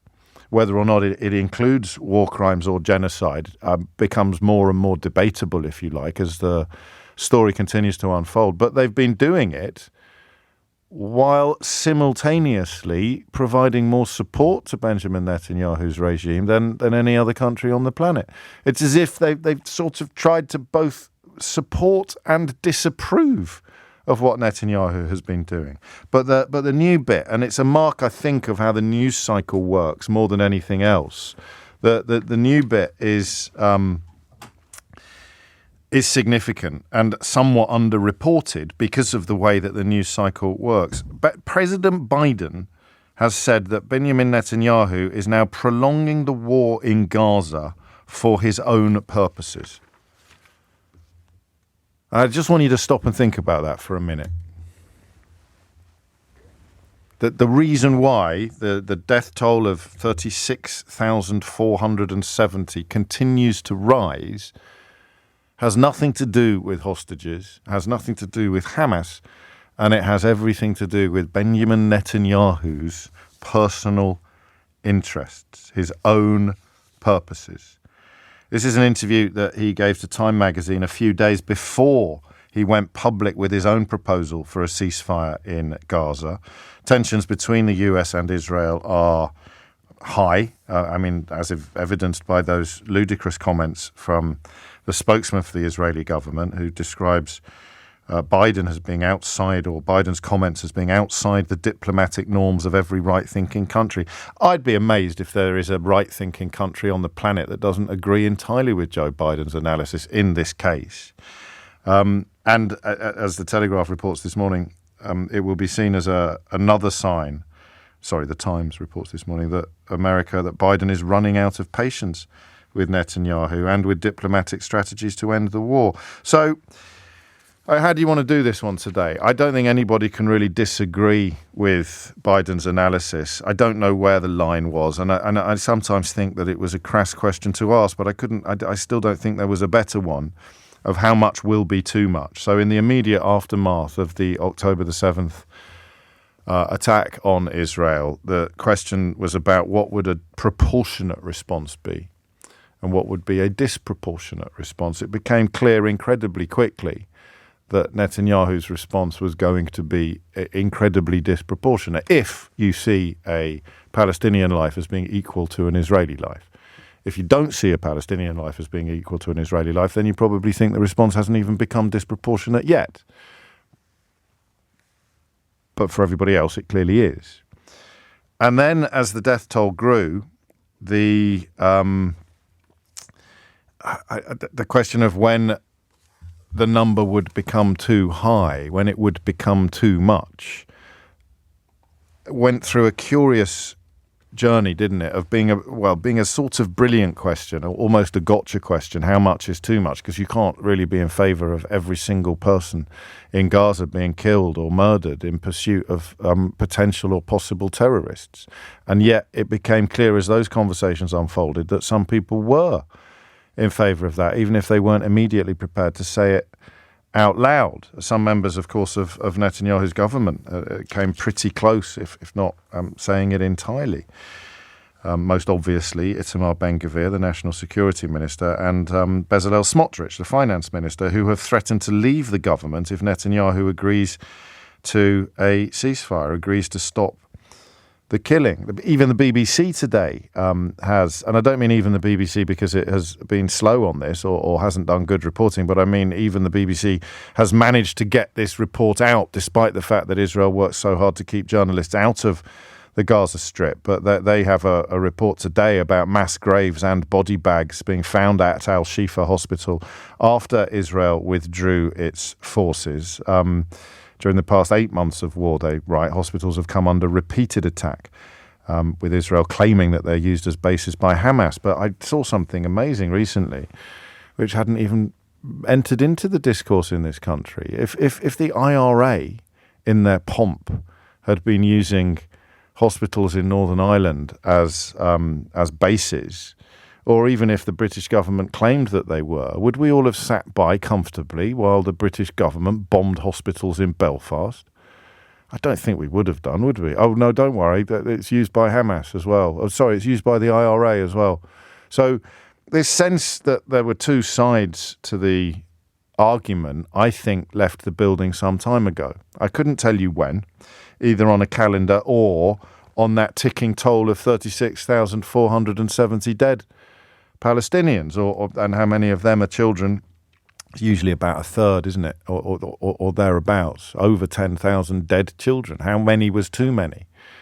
Because, of course, for people like Smotrich and Ben Gvir, there's still not enough dead. There's still not enough dead.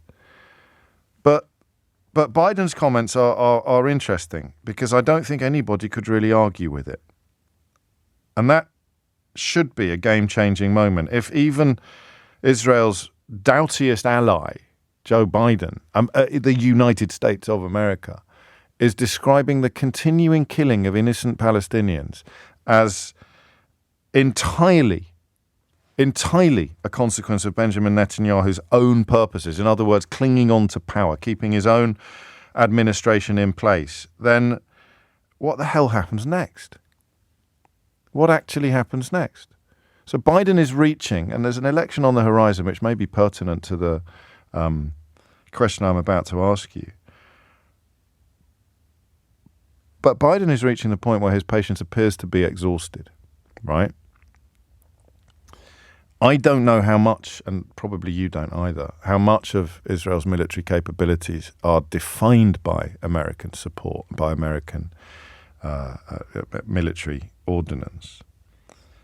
But if they have run out entirely of allies, how does it end?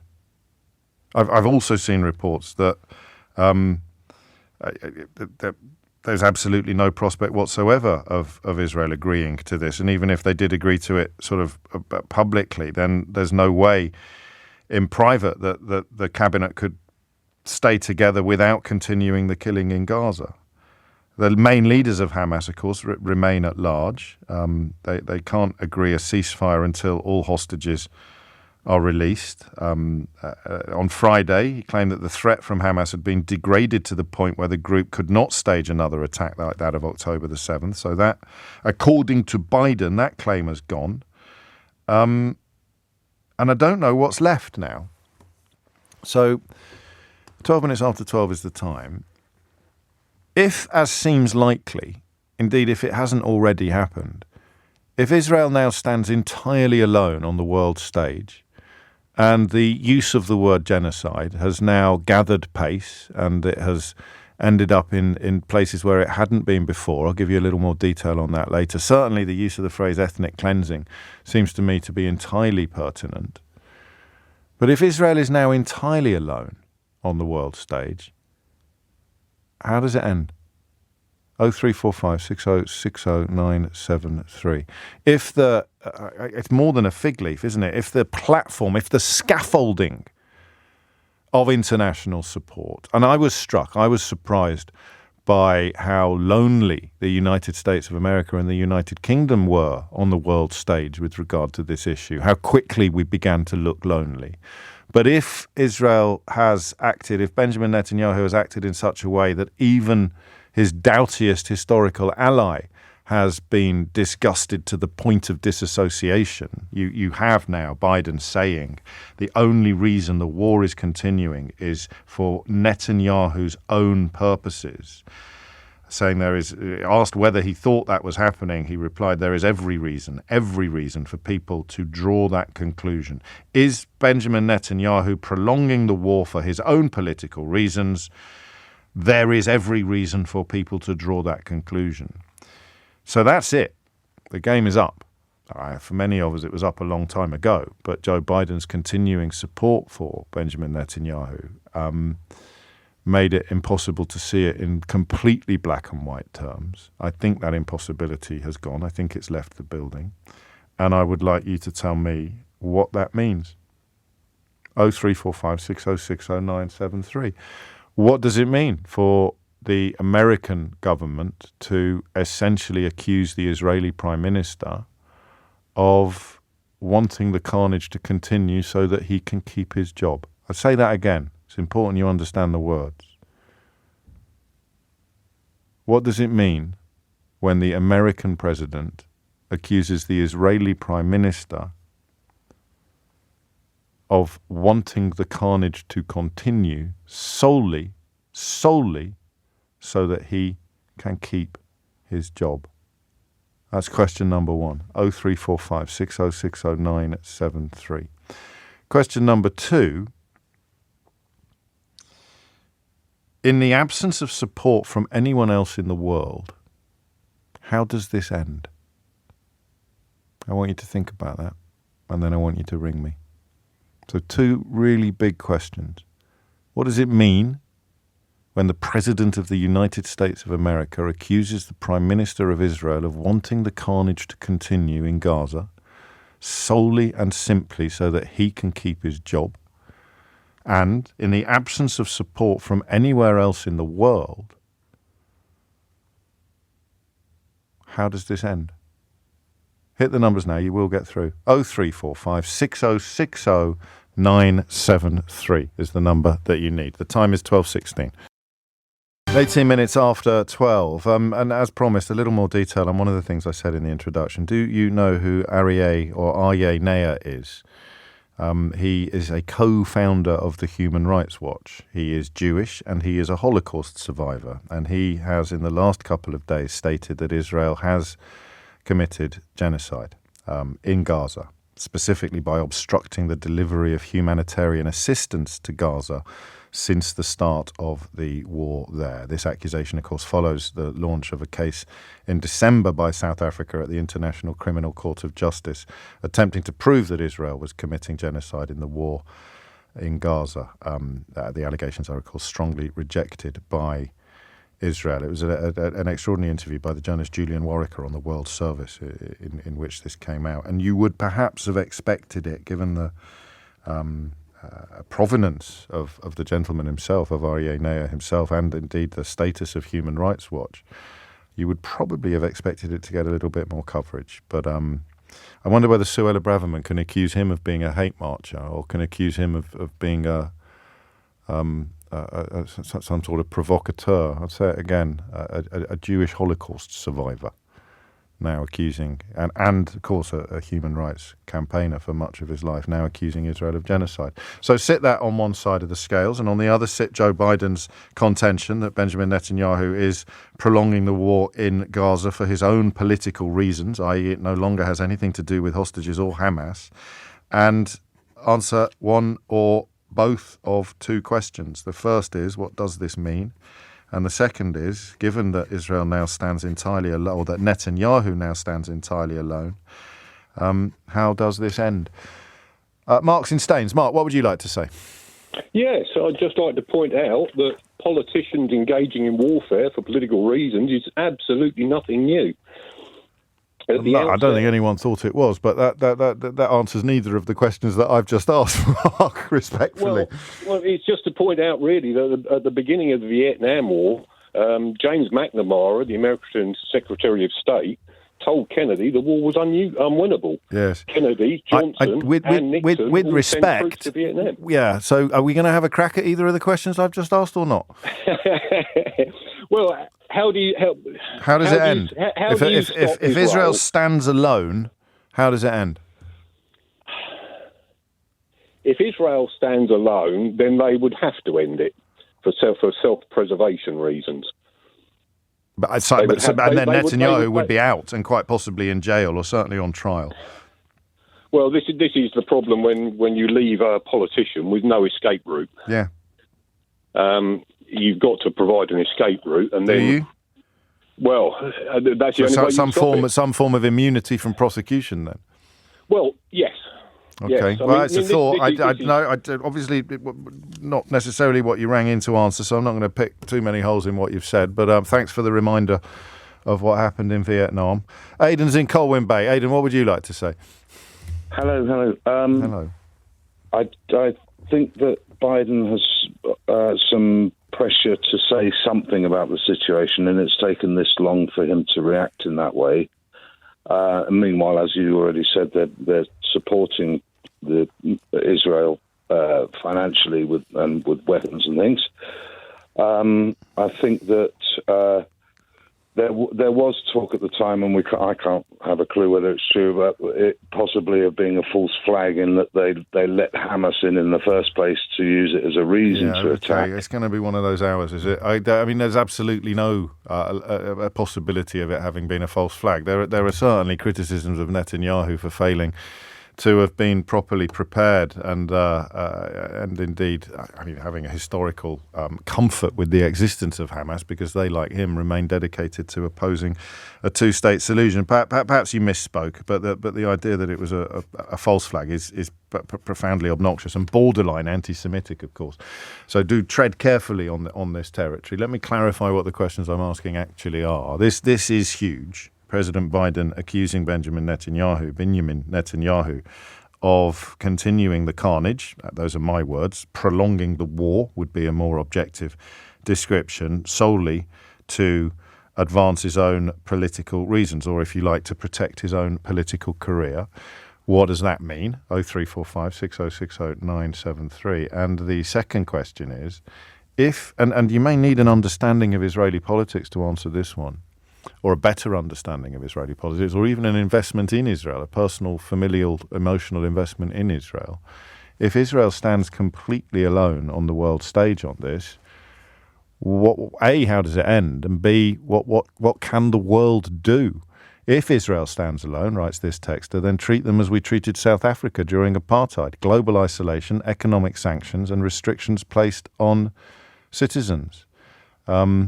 It's a thought, but I can't really see the pendulum swinging that far or that fast in the foreseeable future. Aziz is in Ealing. Aziz, what would you like to say? I'd like to say it's a question of where it would end. Yes. And the only way I can see it ending right now is really that Gaza becomes so intolerable to human life that they leave and it's ethnically cleansed and Israel takes over Gaza. I think that's where it's going to end. And that obviously opens the door to the question of would the world stand by, do you think, and let that happen? I think so. I think for all Biden's talk, he hasn't done anything to shut off aid or arms or bombs that are hitting there. It's just lip service to keep some people, to show people he's on side or just trying to do something. But I think the reality is he's done nothing to stop it. So, I mean, this is the clash between diplomacy and action, isn't it? But why would he even make these comments then if I mean, so he doesn't want what you described to happen. He must be aware of the possibility of it happening. The longer Benjamin Netanyahu stays in power, the worse everything gets for everybody, but especially for people in Gaza. There are people in his cabinet, as we know, who would settle Gaza and support settlements, illegal settlements in Gaza. Crikey, you've taken me a little bit by surprise on this because of the plausibility of what you described. Why are you so pessimistic about the idea of international intervention or some form of response? Because you don't think that Biden's heart would be in it, or that an American, Trump certainly wouldn't do anything, but you don't think Biden would either?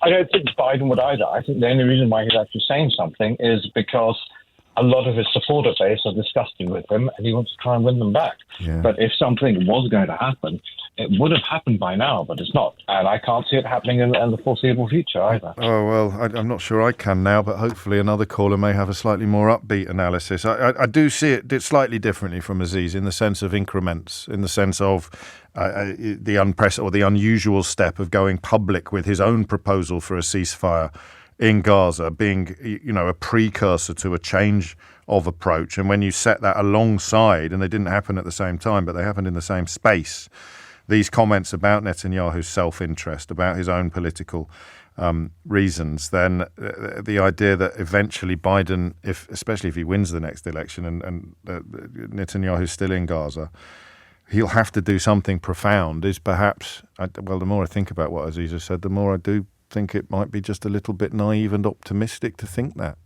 Would the world really stand by, sit on its hands, while the Israeli government escalated from an already egregious and heinous situation? Derek's in Huntington. Derek, what do you think? I don't think the world would stand aside and let him do that. I think the world is basically losing a lot of patience. The only real major supporters he's got left in the West, with the exclusion of Germany, are ourselves and the USA. And like we just listened to, Biden's losing patience. I mean, he's been... So what does that look like? How do you mean? What does that look like? Well, what does the loss of patience look like? I know what the words are. Well, I mean, Scholz is calling on Netanyahu to sort himself out as well, to sustain. I mean, it's a little bit mealy-mouthed, but to sustainably improve the humanitarian aid and healthcare in Gaza. That was a couple of days ago, and he's expressed concerns about it escalating into a wider regional conflict. I mean, all of these things could happen, but won't happen if Netanyahu's not there anymore. I'm not sure about the technology now. I know Iron Dome, their aerial defence system, was given to them by the US. I don't know how much they still supply in the way of munitions and maintenance for the system. But as soon as that's turned off, that's Israel, pretty much done. So that would be it. The end would be Biden saying if you don't cease fire, we don't. I mean, it's a mad situation. If you don't cease fire, we don't give you any guns. But if you do cease fire, we'll give you more. We'll carry on giving you guns. That's like something out of Franz Kafka or Joseph Heller, isn't it? I don't know about giving them more guns afterwards, but just that turning off that system, that would make them vulnerable. Because at the moment, they're acting with impunity because their neighbours, they're almost completely invulnerable. Well, they're not. I mean, you can't say that after October. I know you said almost, but obviously the vulnerability was on display on October the 7th, albeit that Biden has also said that the threat from Hamas, he said this on Friday, the threat from Hamas has been degraded to the point where they could not stage another attack, to which, if you were Israeli, you'd respond by saying, all right, if that's true, then that is just for now. They've been degraded to a point where they can't stage another attack for now. Oh, man. I mean, I knew this was a tricky one, but it's actually almost too tricky to contemplate, isn't it? So but what Biden has done, according to one caller, is largely meaningless. But where we are now, according to another, is possibly on the brink of an absolutely unprecedented shift in relations. More of your calls on the way. 0345 6060973 is the number that you need. What does it mean now for Israel that Joe Biden has essentially said this war is only continuing, this carnage is only continuing because of Netanyahu's self-interest? And if Israel is completely alone on the world stage, and it pretty much is now, how would it end? Or what would happen next? Jenny Barsby's here now with your headlines. It is 12:32 and you are listening to James O'Brien on LBC. We will return to the Middle East shortly. It's an extraordinarily difficult question, actually. I hadn't fully realised when I asked it just what a sort of...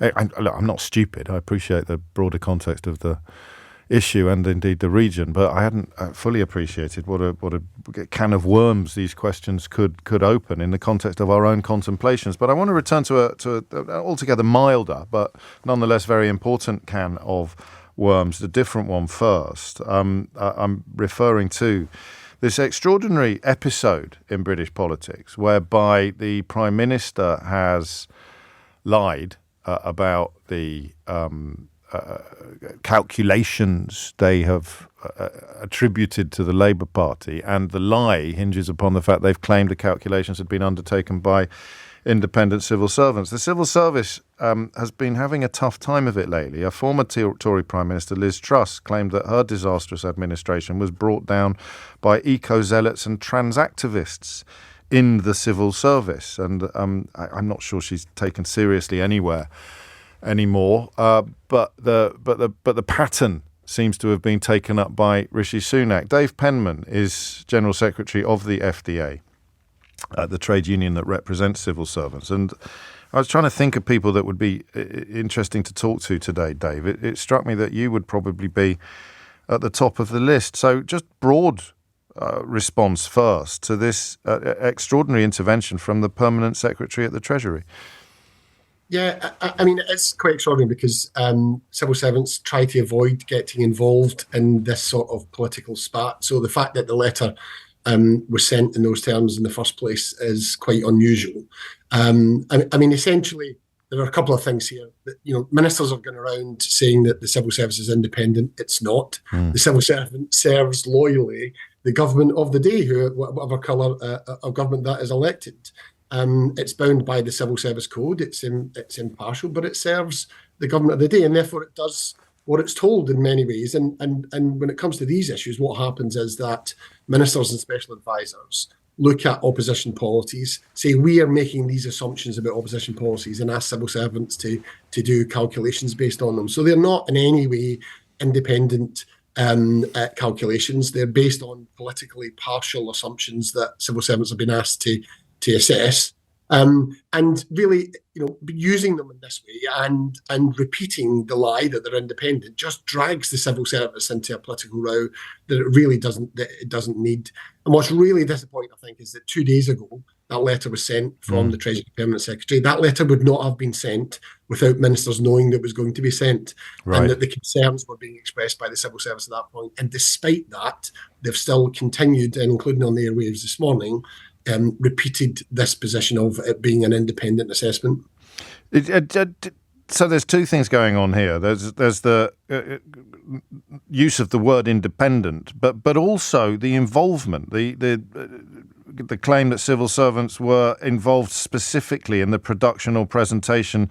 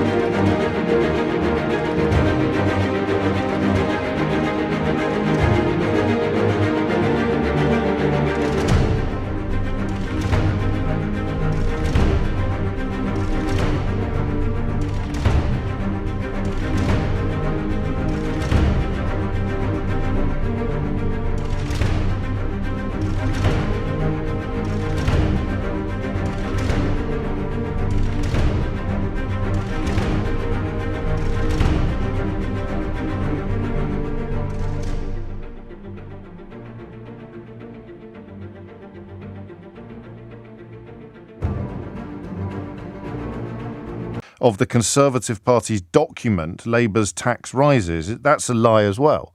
It is, because what they've done is they've done which they're obliged to do under the current rules. I mean, there's the big question of whether these rules should actually apply and whether civil servants should ever get involved in this. I mean, Labour have done it in the past as well, right? When they've been in government. But really, it's but they what they do is they calculate specific policies based on assumptions that ministers and special advisors have made. What the Conservatives have then done is they've taken that and added other things to it and presented it as a Conservative Party document. Wow. And then, as you say, fudging this issue about whether it's all been produced by civil servants or not. So they're clearly deliberately manipulating these points to try and make it look like this is an independent assessment of Labour Party's policies. God. And by doing so, contravening a number of issues in relation to their obligation as ministers about keeping the civil service impartial. They have an obligation under the ministerial code to protect the impartiality of the civil service. They are under an obligation to avoid this sort of row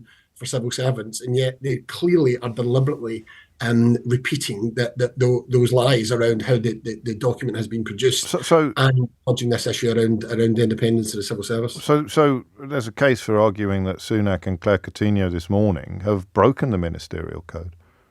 Absolutely. Every time a minister does something like this, where they create a challenge around the impartiality of the civil service, then essentially they are breaking the ministerial code. Now, the ministerial code is entirely in the remit of the Prime Minister. The Prime Minister is doing this as well, so nothing's going to happen about it.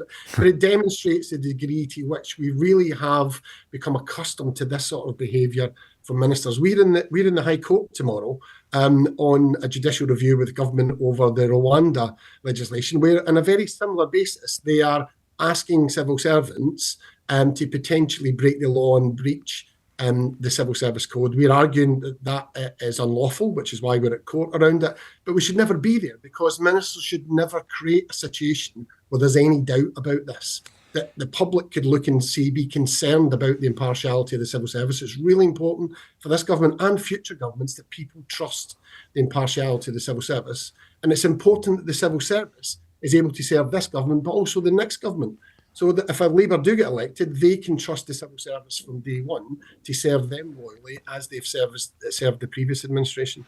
Do you get a verdict tomorrow, Dave, on that case, or is it just a hearing? No, it's unlikely. Right. I mean, ultimately, it could be, but I think it's likely the judgment will be reserved, and we'll hear it in the next few days. Right. I was just thinking of our forward planning department. I was going to give them a quick heads up. Just to that other point, to the central point of this conversation, can you pinpoint when this ball started rolling? Because I think a lot of people listening will recognise the direction of traffic that you describe, and will also recognise how untraditional it is, or even perhaps unprecedented. And I think both of those words could apply to James Bowler's letter a couple of days ago, certainly to the fact of it becoming public. Was there a point at which you felt, as General Secretary of the FDA, that your members were under threats or under being put in a form of jeopardy by politicians that hadn't happened in previous governments, or are we just seeing perhaps new versions of practices that had always been in place before?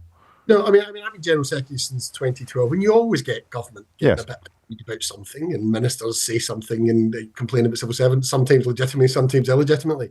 But I think what we noticed around Brexit was when you had the Brexit referendum, the debate around it, you had those within the Conservative Party, but not necessarily in government, who were making these accusations about the civil service, about being politically partial, about pouring and all of that. And of course, what ultimately happened was those forces then came into power, came into government. The very people who had been sitting on the back benches criticising the civil service and accusing it of acting partially then became ministers. And so the last 5 years have been absolutely extraordinary. I mean, you say this is an unprecedented event in terms of the letter from James Bowler's as Permanent Secretary writing to Labour about it.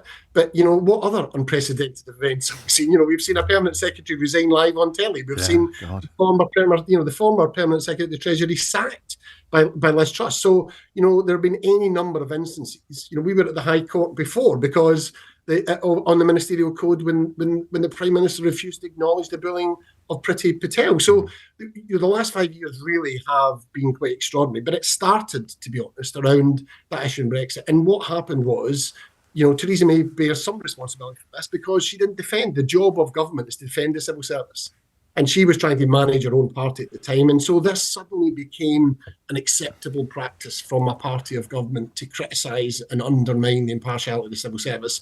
And it's just accelerated since then. Because if they got impartial advice that they didn't like, they claimed that it was somehow motivated by bias, as opposed to, as I think in the case of Brexit, probably the events have borne this out, as opposed to reality. It was almost a form of reality denial when the job of the civil servant is to provide the ministers with reality.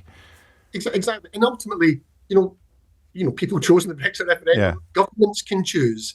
But actually, and that's the thing, civil service advice and say, look, these are the facts. They have an obligation under their code to present evidence to ministers. Ministers are free to ignore that.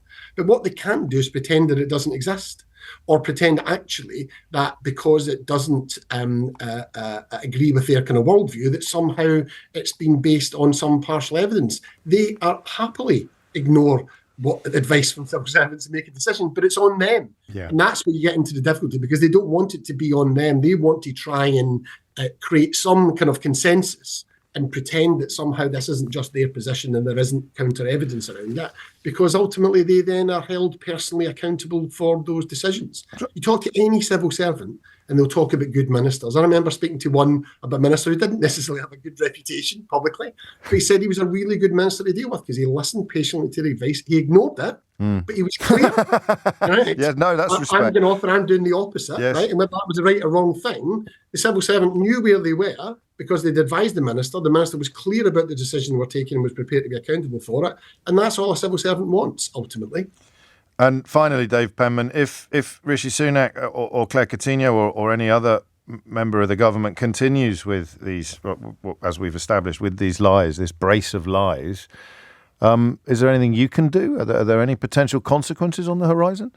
I mean, it's really difficult in an election period because government is going to make decisions. I mean, to be honest, I think this practice needs to end. It's, whoever's in power is going to be tempted to try and create this veneer of independence around this calculation that's made by Treasury officials, and ending that practice. Institute for Government have recommended that a number of months ago as well. And it's dealt with in different ways. This is not the only country that deals with this. In other countries, they have independent organisations that cost policies, and opposition parties can actually request that because it helps them assess their own policies coming into government.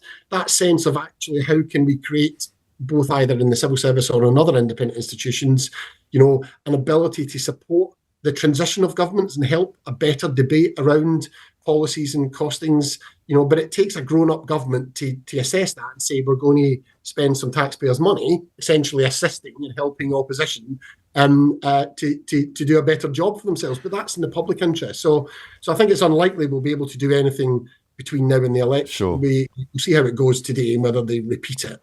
And whether we try to take some action, maybe write to the Cabinet Secretary around it or try and do something. But it's unlikely at this point in time that anyone will pay any attention. I hear you. I know I said it was my last question, but listening to you, I've just had a penny drop moment with regards to the last few governments from a civil service point of view. When they've been told something they don't like, they have accused the civil service of being impartial. But the same people in this news cycle are claiming that the civil service is independent when offering up findings that the civil service haven't even done.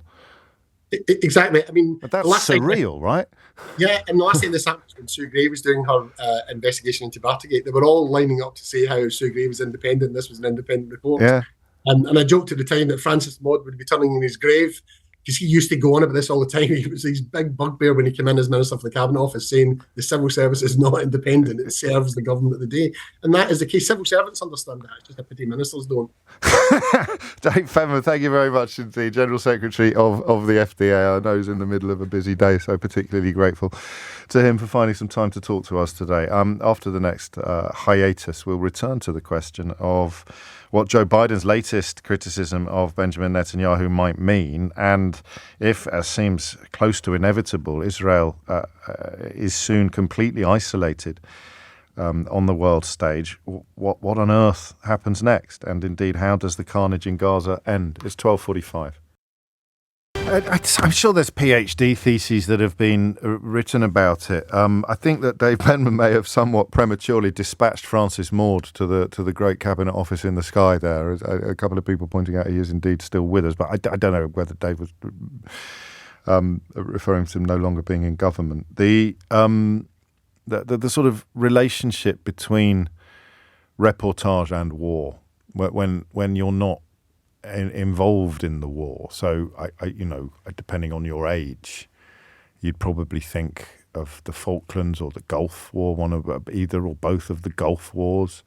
The Falklands felt different, I think, because British people were besieged, if you like, or the battlefield was British, technically, albeit that it was in the middle of the South Atlantic. So I don't know what the received wisdom is on the spotlight, the strength of the spotlight, the direction of the spotlight. I've been thinking about it more with regard to Ukraine, but I've noted today that it's very pertinent to coverage of the Middle East as well, because the killing is continuing, of course, in Gaza, and the support for the administration responsible for the killing has all but disappeared on the world stage. The first Signs of that came in UN votes and UN resolutions, but America always stood full square behind the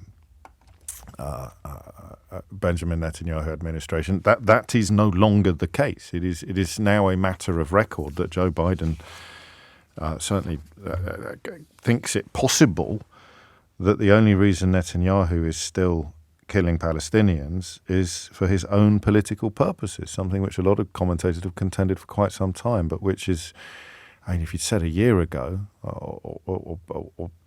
or even 6 months ago that the President of the United States would take such a strong position against the Prime Minister of Israel, I don't think people would have believed you. So what does it mean? And if Israel does end up entirely isolated on the world stage, how does it end? How does the situation in Gaza end? Lisa is in Southampton. Lisa, what would you like to say? Yeah, James, I've been on before, and I think Biden had to do what he did. I'm very glad he did. I don't even think he could have done it a bit earlier. He's in a really, obviously we all know it's an election year, but his party is very split on this, and with the progressive wing of the party, they would have liked this done a few weeks ago, but I think he was getting all his ducks in a row. He wanted to see the strength of Hamas. He wanted to gauge the Israeli public opinion, which is turning on Netanyahu. It was awful even before October 7th. Yes. Remember the people in the streets? Yes. They wanted him out. He literally was hanging on. But because he's part of this right-wing coalition with the Likud movement, he literally is kind of trapped because he knows there are people in his own party that put him there that would like to see a one-state solution. They would like to see Palestine completely wiped off. The killing of the people that is happening now is so abhorrent to everyone. And I think other world leaders, I do think that they were much more keen to jump in more quickly because, one, they don't have a presidential election. Yes. So they don't have as much skin in the game. Because Britain and the United States both have elections this year, their opinions were very different. And I agree with Biden. I'm glad he did it. He's the only U.S. president in many decades that's actually gone to Israel. Didn't Trump go? No, he did not. Oh, gosh, my bad. Sorry. No, I don't think he did. I think he sent people. But, again, Trump, I don't think Trump would have handled it like this at all. And I do think Biden is right to do what he did. What does it mean then? I mean, the point, because either Netanyahu becomes, that old argument about it's better to be there to put a hand of caution on the shoulder of somebody whose actions you may disapprove of, or you cut the links entirely. I don't think the links will be cut. I think Netanyahu may use this to his own advantage. He may say, look, this is our strongest ally. This country has always supported us. Yeah. I think we have to now, and I know as much as people will say this could be the opening for a negotiated settlement. And I know he said he will never negotiate with Hamas, but Biden may have just given him the opportunity to do so. That's the best case scenario, and at best, it's what, about a 4 in 10 chance, a 5 in 10 chance? Well, but it may be over the next few days, because I liked who you talked about the human rights leader who was a Holocaust survivor. I've taught history. We've had Holocaust survivors in our classrooms for our kids. It's very powerful when someone who escaped the genocide is now basically accusing his own countrymen, his own people of his own religion, of committing this genocide. The hypocrisy is unbelievable. And those are his words and your words. They haven't been sort of sanctioned legally yet. No, I know, but I mean, I've been to Israel several times, and I'm not Jewish, but I'm a Baha'i member of the Baha'i faith, and so I went on pilgrimage there. But I literally love the country, I love the people, and it just breaks my heart to see so many people dying because of one man's political career. And that's the point, though, isn't it? Ultimately, I mean, it's the beginning and the end of the conversation in a sense. But I think Trump did go to Israel, just for the record. Are you sure? May 2017, just to. Oh, did he? I'm pretty sure. I thought one of us was misremembering, but I thought it was probably me. But no, that's just for the record. Oh, okay, sorry about that. Hey, no problem. Because that's when he was trying to make he wanted the capital to go to Jerusalem. Yes. and that caused a lot of... Well, that's another, just while we're on the subject, that was to appease the evangelical Christians who think that when Judgment Day comes, all the Jews are going to be sent to hell anyway. So it was one of the maddest marriages of politics and religion that I'd ever come across, and goodness me, I've come across plenty. But the bit I don't quite follow you on or go with you on is for Netanyahu to step away from war is for him to almost step into handcuffs. Well, yeah, and the thing is... And that's why he won't do it. But and then we come right back to the whole thing of you had somebody on, or I think it was earlier, about young people not voting. Yes. My sons are in their 30s in London, and they are very politically active, but they said it's really hard on us, and it's hard on me. I've been alive since the 1950s, and I've seen politics change, but I am so tired of people making these decisions on people's lives purely for politics. It has got to end. When does it, we are always looking to see what will our political base say? What will they do? And we aren't making the decisions that are best for people anymore. Conviction politics. And it's gone. Actually believing in something and acting accordingly. It doesn't happen anymore because we're worried about sound bites. We're worried about what's going to be on Twitter or on we're back to the debate, aren't we? We're back to the debate that unfolded on the telly last night. Lisa, I always enjoy talking to you. Thank you for finding some time to call today. It's just, I just squeeze in one more, I think, before Sheila time. Avid is in Hall Green in Birmingham. Avid, what would you like to say? Hi there. Thank you for having me, James. You're very welcome. I just wanted to say, I mean, the thing is, I've got this fear that despite Biden saying that, he no longer thinks that Netanyahu's doing this for any, good reason, I feel like nothing's going to change. I mean, there's been so many UN resolutions against Israel. There's been so many times but they're always ignoring those resolutions or defying those resolutions. It can only be done, I always felt, with America's complicity. And if that complicity is removed, then the game changes, perhaps. Yeah, but even then, I think whatever's going to happen, I mean, Palestine's crippled at the moment, like completely crippled. Well, the new ceasefire, stage 3 is reconstruction of the new plan that Biden has put together. Yeah, but I don't believe they're actually going to go through with it. I mean, I feel like their issue is that they want to land grab almost, and I've seen so many videos on social media. I have to be careful, but there's been so many Israelis that have said that, as soon as these Palestinians have gone out, then we're going to go there and we're going to build our houses, and there's plans and there's auctions going on in the UK and America. I haven't got the provenance to comment on that, but we know that the process and the program of illegal settlements is well underway in the West Bank with the full support of people like Bezalel Smotrich. So exactly. You don't need to take me into territory where I don't feel confident of the facts. But then that begs. Well, actually, we've run out of time, so we'll leave that question hanging. It would have been a fairly extraordinary achievement if we'd arrived at a definitive answer to the question of what on earth happens next. If, as seems now pretty much the case, Benjamin Netanyahu is completely isolated from his historical allies.